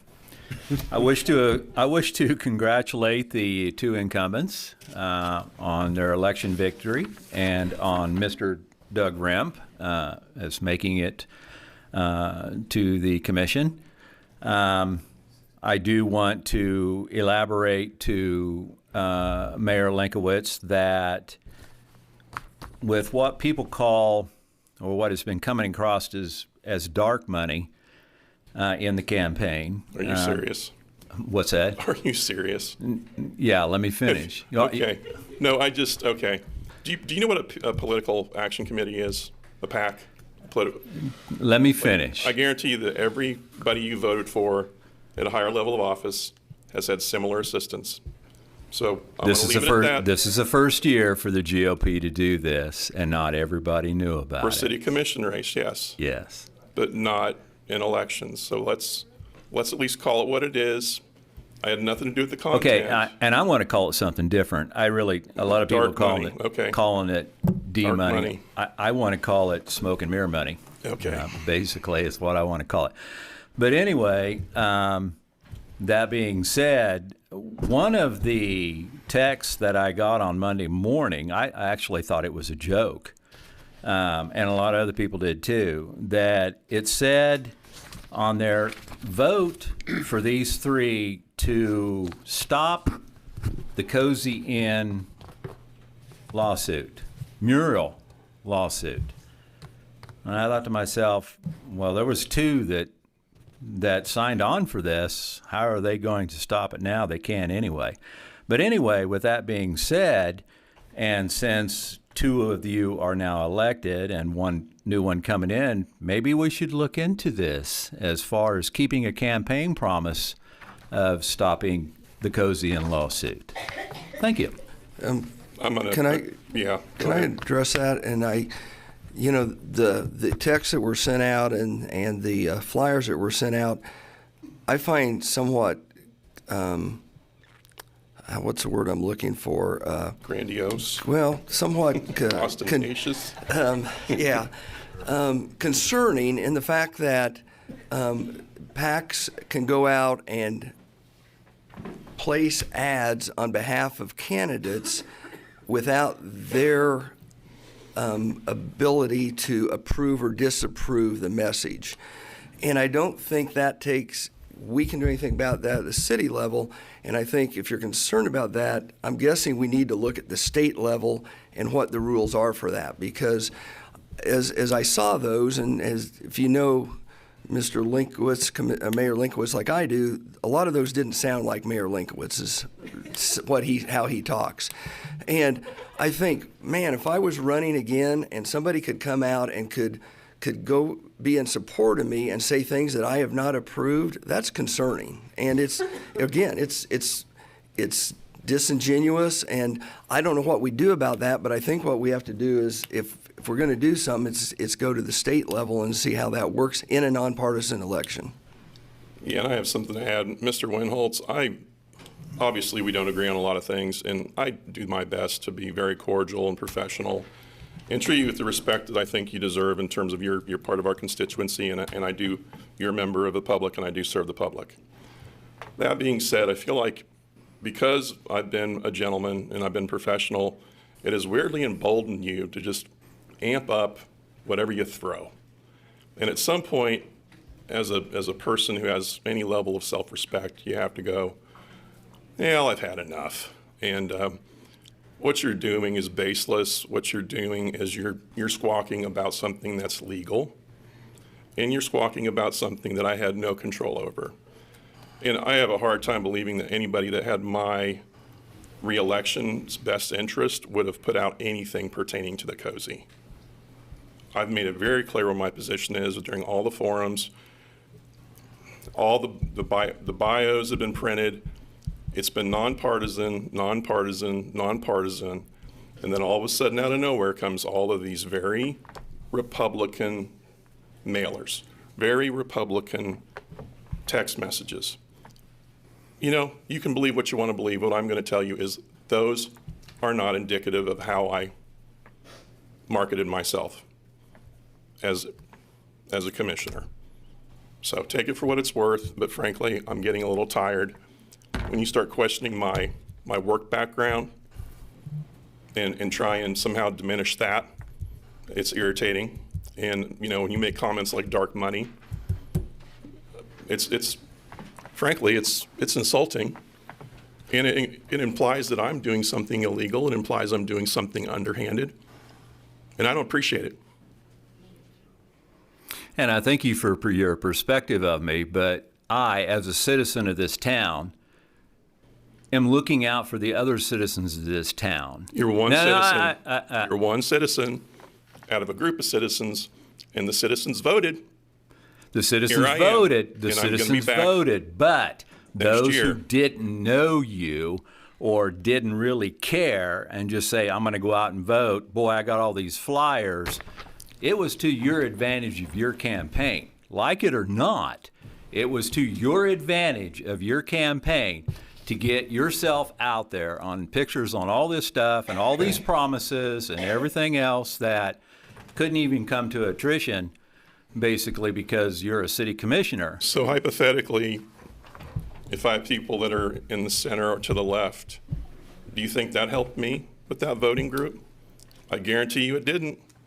No, So, no, it didn't help Again, this you is, from the nobody left. asked me for feedback. Nobody said, hey, it just happened. So you can get mad at me if you want. I'm not getting mad at you. Well, okay, but what you're doing is you're kind of saying some things that are less than, they're not very kind to my character. So You're implying that my character is somehow flawed. And again, I've been treating you like a gentleman. You're not treating me like a gentleman. And you're going to get back what you're giving me. You're going to get kickback because what you're saying is not true, and it's slanderous. It is. It may look like that in your eyes, but that's not the way it looks. All I was doing was going with what was being put out there. That was, you were questioning my character. No, I was not questioning your character. Never once did I question your character. Never once did I ask you where you worked. Not once. No, you made a flippant comment I was about just noting my that background in law your enforcement, and you shortened it by about 4 years. Your campaign was benefiting from all of this coming out. Like it or not, You say it that because was. you're Republican. I'm telling you, I have people in the center and people left of center that vote for me. And it didn't help me with that contingent of voters. We can have that argument. I can't prove it, but what I can tell you is my messaging has been nonpartisan, middle of the road, and I stand by my record as a commissioner of the last 4 years. And because you didn't like a tactic or a form of endorsement that was happening in this election that I have no control over, that's not my problem. That's your problem, my friend. Well, Just yeah, stop questioning my that is a character, problem 'cause because I have, and I'm still going to stick to this because I've already had this with one of the other commissioners who doesn't agree with me ever, is a lot of what goes on with you guys, I'm going to say it again, smoke and mirrors. And let's just leave it at that. You don't know what you're talking about, and you're blowing smoke with nothing to base it on. I feel bad. You've got to live with yourself. You've got to go home to yourself. Miserable, miserable, miserable person.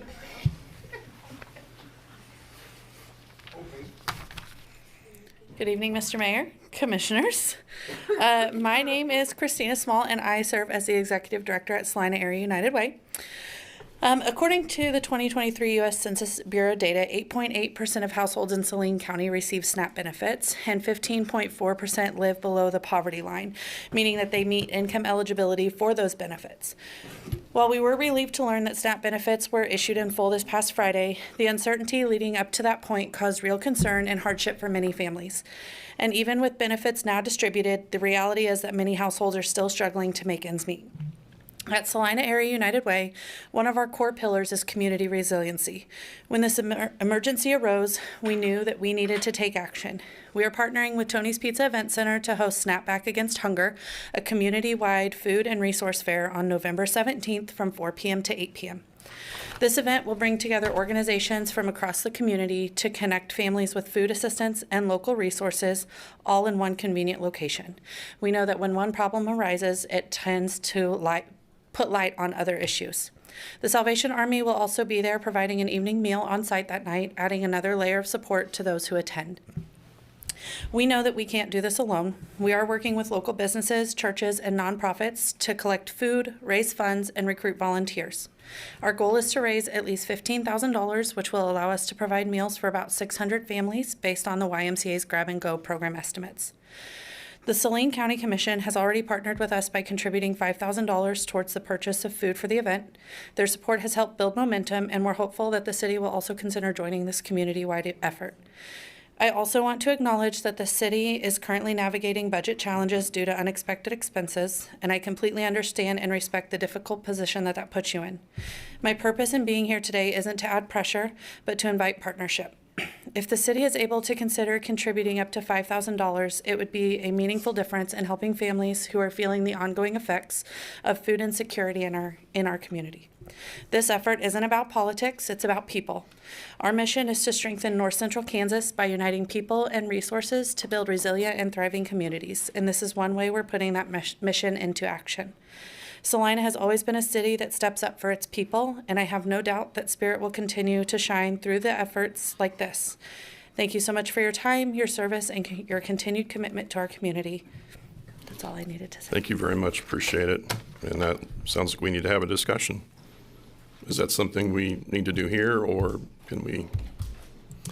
Yeah, I think if you'd like to do that now, you can. Typically we don't, take items that people come to the agenda or come to the podium. We don't take those up on that night. But in this circumstance, the event is going to happen before we have another a meeting. So if there is interest in the City Commission, you could direct me to see if there's some funds available.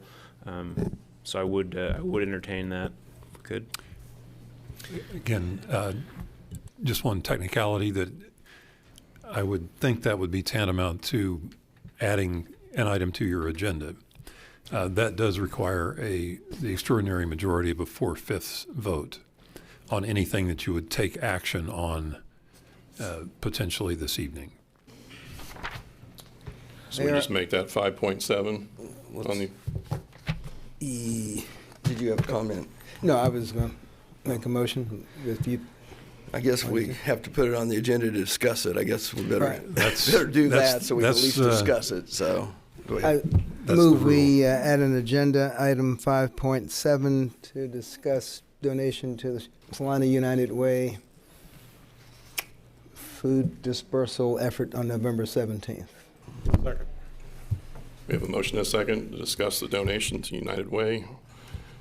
And those in favor say aye. Aye.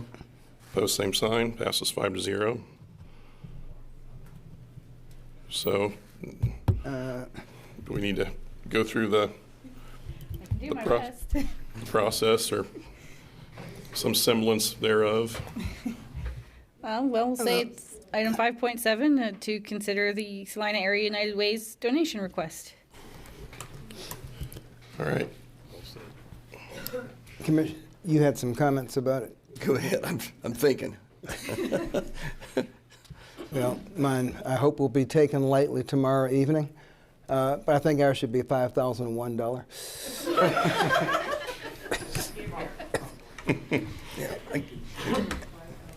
And I guess my question is, I know the SNAP program has been reinstated. I guess, how do we handle this type of request if the food bank comes to us or something? I mean, do we, I don't know if we're opening up a Pandora's box, then I don't know how I close it off, perhaps. I mean, I think there's a lot of us that, give personally to, whether it's United Way or the food bank and stuff. I just don't know how I feel about doing it at this point now that the SNAP program's been added back and the potential for others. I'm just trying to think that through. Do we have specific funds designated for things like this? Yeah. I'm sure we could find some. I'd have to talk with Debbie about the specific location or line item, but I'm sure that we could find some somewhere. Can I make a comment on your statement? While SNAP benefits were issued last Friday, President Trump is pushing to get those brought back, taken back. And until the government shutdown is over, there's no like guarantee that like even December's benefits will go out. So as long as the government is shut down, there's still that uncertainty, which is why we have chosen to continue moving forward with this effort. Sorry. So are the SNAP benefits paid monthly? How is that done? Yes, SNAP benefits are paid out monthly. On a certain date, so did they miss November? Yeah, so it typically goes by first letter of last name. Like it's distributed like the 1st through the 10th based on the first letter of your last name. However, the government shutdown, they all got issued last Friday, the 7th, for all state of Kansas SNAP recipients.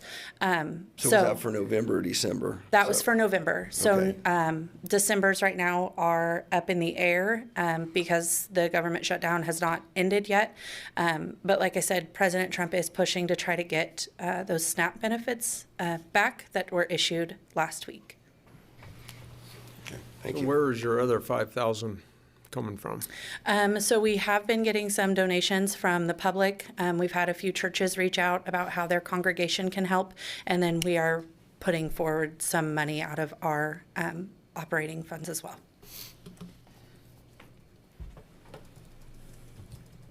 And it's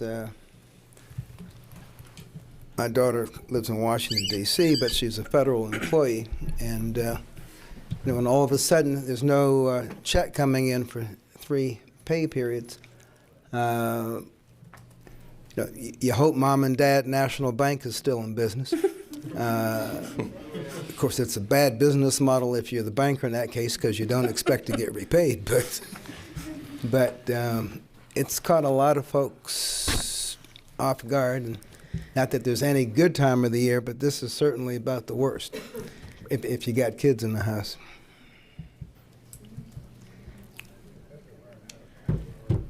So if we approve this, could we designate and note this is a special, Extenuating circumstances, Yes. something of that nature. circumstances?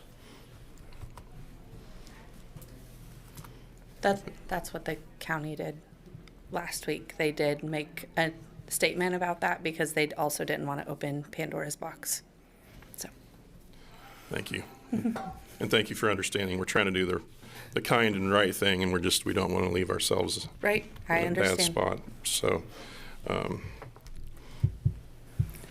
But thank you for being a voice for folks who generally would feel as though they don't have any political capital to come up here and ask for help. So thank you. Yes. And I think the community as a whole has really come together.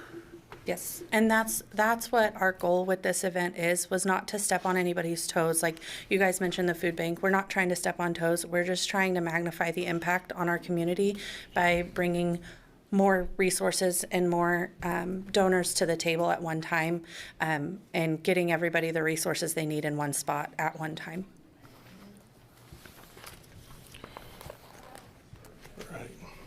I guess I should open this to public comment at some point. I think now would be the time. Any member of the public wish to comment on this item? Please keep your comments within the 3-minute time constraints. Okay, I'll bring it back to the commission. Oh, go ahead, please. Just up to the podium, if you would, please, and thank you. Oh, once again, Rebecca Wiesner. I'm a federal employee, haven't gotten paid in 5 weeks. Great. I'm also a veteran, so thank you very much for acknowledging Veterans Day. I am not on SNAP benefits. I am financially solvent, and thankfully I do not need the bank of Mom and Dad right now. But if the government shutdown continues, we might get there. I work for a federal agency that interacts with numerous aspects of this population on a daily basis. One thing we've been struggling to get, so that you're aware, is a comprehensive list of where we can send people and what we can send them there for. That's something that, because this is literally a national emergency at this point, we're personally struggling with, and we've tried to reach out to people who we know to get that. So if there's a way that somebody could spearhead that, that would be an amazing resource for those of us who are needing to deal with these people on a daily basis, and understanding how our hands are tied while this shutdown is proceeding. As a citizen of Salina, I have no objection to city funds being used for this at all whatsoever. I think this is something that I individually, if I had the funds available to do, I would absolutely donate to. I just, because I haven't gotten a paycheck in over a month, have to kind of hold on to what I have. So I hope that helps. Thank you for your comments. You're welcome. I just wanted to address the resource list. We have, the United Way has a resource center. It's 211. You can text that number, you can go online or call, and it will connect you, if you call, connect you with a live representative that can give you those resources that you need in your area. Along with this, when vendors are signing up or resources are signing up for a booth, we're getting updated resource information so that we can make sure that 211 is completely updated. So 211 would be where I would push you. We have that list, but when I say comprehensive list specifically for food assistance, because this is a very designated specific issue, Okay. like Catholic Charities is doing this, Food Bank is doing this, Okay. United Way is doing Right. this. Like when I say comprehensive, that's what I mean. Like we know where to typically send people. Just for in this XYZ, but instance. This Okay. is unprecedented. This is, you know, the Salvation Army's doing 2 hot meals a day. Right. The little freezer refrigerator thing over at that Bravos, restaurant. You know, we know about the boxes, you know, but it needs to be Okay. one sheet of paper, one spot, something that we can post. Can you connect with me after and I can get your contact information and work on compiling that I list? just hope that makes sense. Yes, That's what no, I mean by I did. comprehensive, just for this one specific thing. We have your list, we use it every day. Okay, perfect, But this is. perfect. Okay, thank you for Yeah, clarifying that. This is just that, yeah. Thank you. So back to the, nobody else has any comments, back to the commission. Guess I'm more used to reading something that we approve a one-time special donation to the United Way for their upcoming food disbursement effort on November 17th in the amount of $5,001. Second. We have a motion and a second to fund the United Way's SNAP assistance for November 17th, the amount of $5,001. Those in favor say aye. Aye. Opposed, same sign. Passes 5-0. So that circles us back to public comment, or citizen forum, sorry. Anyone else wish to make a comment? Rosemary Mai, Salina, Kansas. Mayor Linkwitz, before I read what I need to read, I wanted to thank you for responding to me when I called you about the very first flyer that I got in the mail. You informed me that you knew nothing about it, and I believed everything you said, and I put that information out. So I wanted to thank you for responding to me when I called you. Thank you. Now, I wanted to let everybody know that the Granny Brigade is having their November meeting on November the 18th at 7 o'clock, which is a week from Tuesday, at the Knights of Columbus Hall on 115 North 10th Street. And our hosts will be Ty Masterson, the President of the Kansas Senate, and Dan Hawkins, the Kansas Speaker of the House.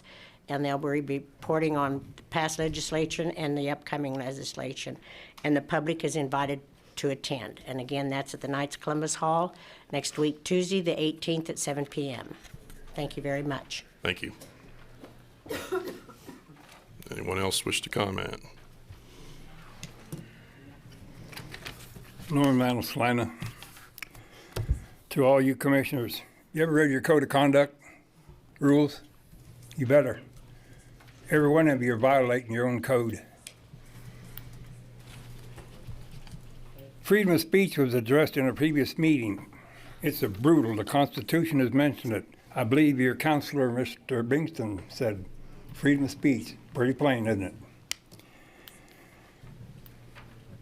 AI is being talked about a lot in the news. You don't want AI in the court system, the court rulings. You'll lose control. It's been done.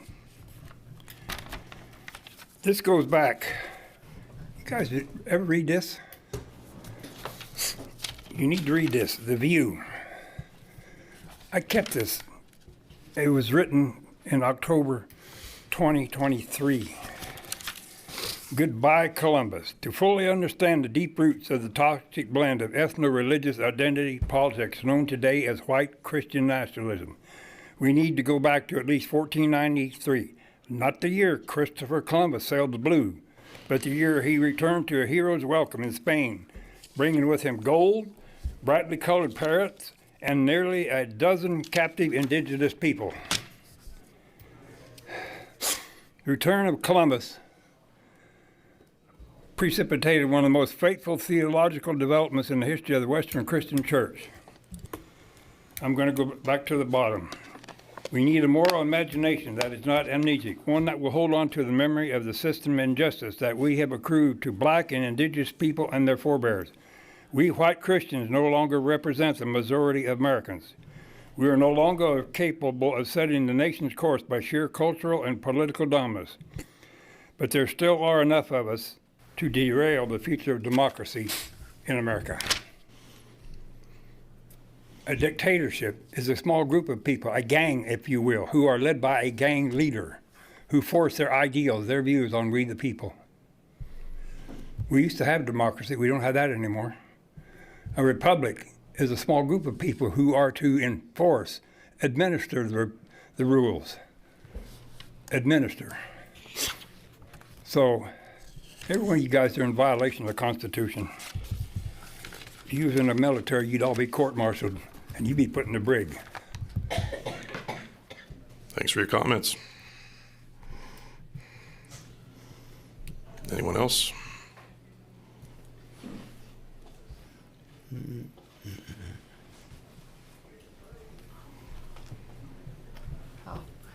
My name is Ken Ritz, still of Salina Town. I don't know the history of roundabouts. I do know many decades ago, faced just with other automobiles, they, as I recall, were primarily employed when you had more than 4 roads or whatever intersecting, and you could go 5 or 6 and it worked just fine. But it was vehicles of roughly the same size. When you inject or interject 18-wheelers or more, they go up to about 32 wheels.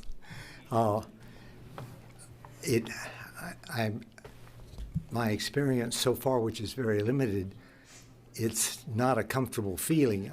I don't know how much at risk it all is.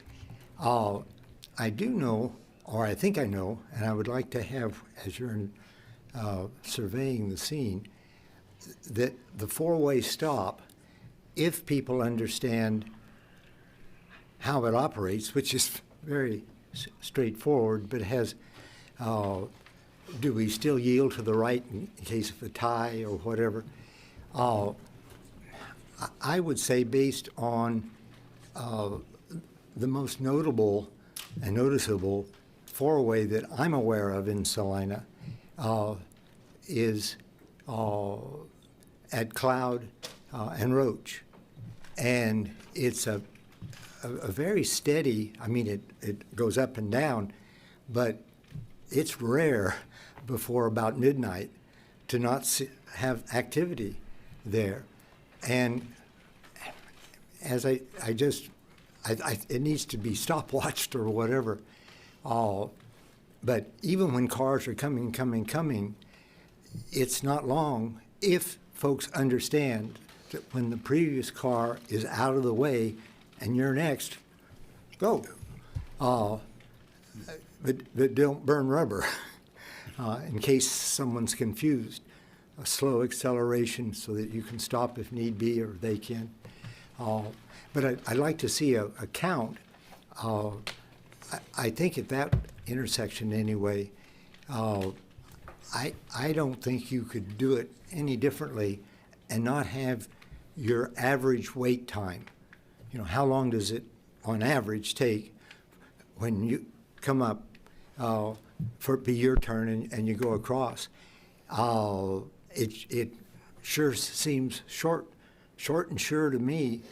And, and folks that work with this, I know they can nail it, and I sure hope they do, because if there's a way to go with that, yes, a long truck is going to take more time, but I'm at rest as that trucker goes through. We're not at risk. And that's how you like driving to be. So anyway, and I don't think that it's a few seconds more that they have. So I don't think that it throws your average way up the way some other techniques would seem to. So anyway, I don't know that the terrain works where this all is. Maybe four-way stop. It's a great idea if it just worked.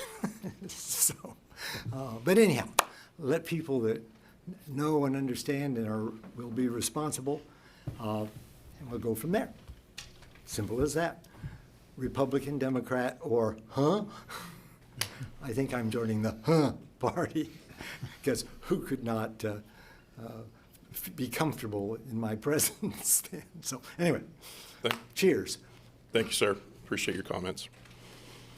Anyone else?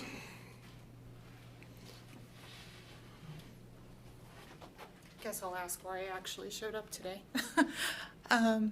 Rebecca Wiesner again. So I'm here, it was originally kind of on a two-front thing. I recently was around town delivering save the dates for my daughter's wedding with my daughter. And so we literally drove the width and the length of this city in about 4.5 hours delivering these invites.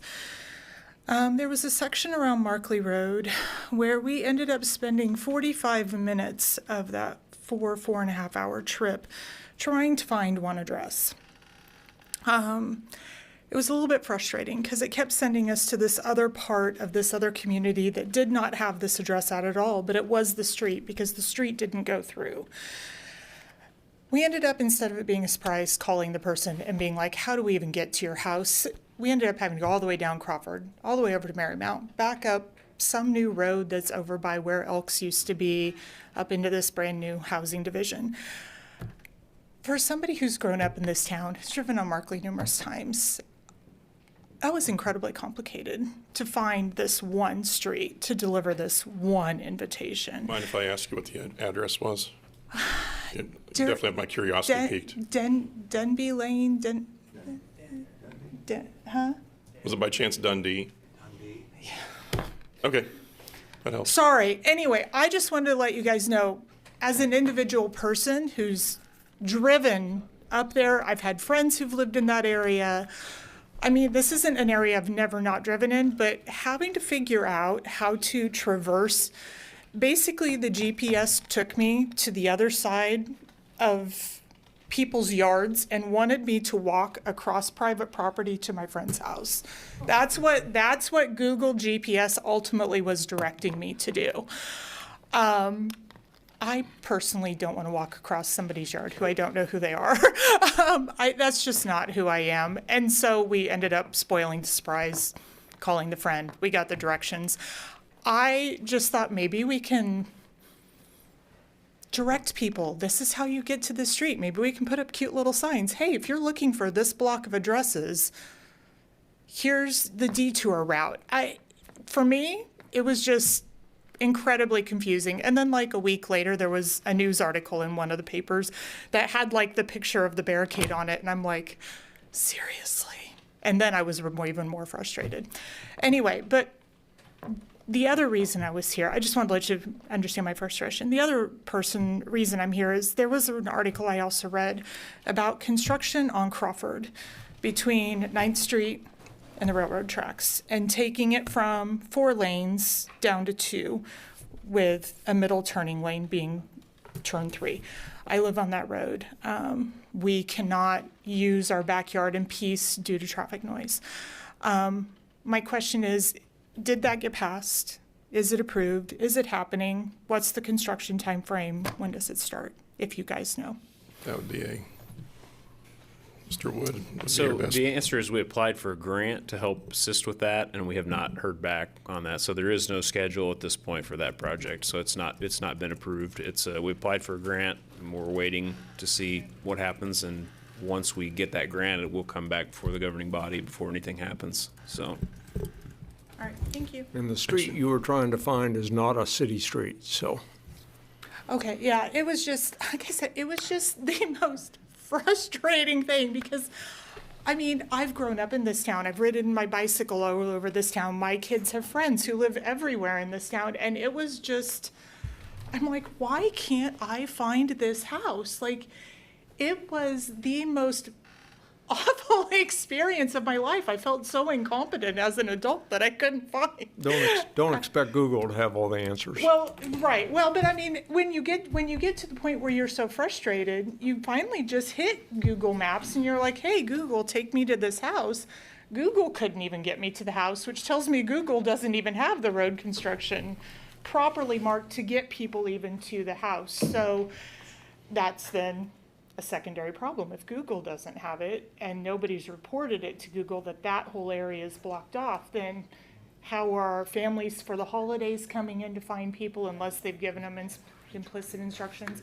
I mean, it just kind of, for me, adds that bigger, broader question. So, but anyway, I just thought I could share my frustration briefly with you guys and that. So, sorry. No, you're fine. Didn't mean to step on any toes if it's already been an issue, but for me, it was frustrating 45 minutes of my life. So, thank you. Understood. Thanks for your comments. Appreciate it.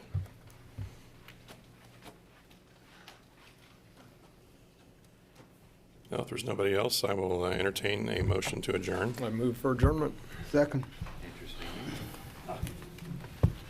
Those in favor say aye. Aye. We're adjourned.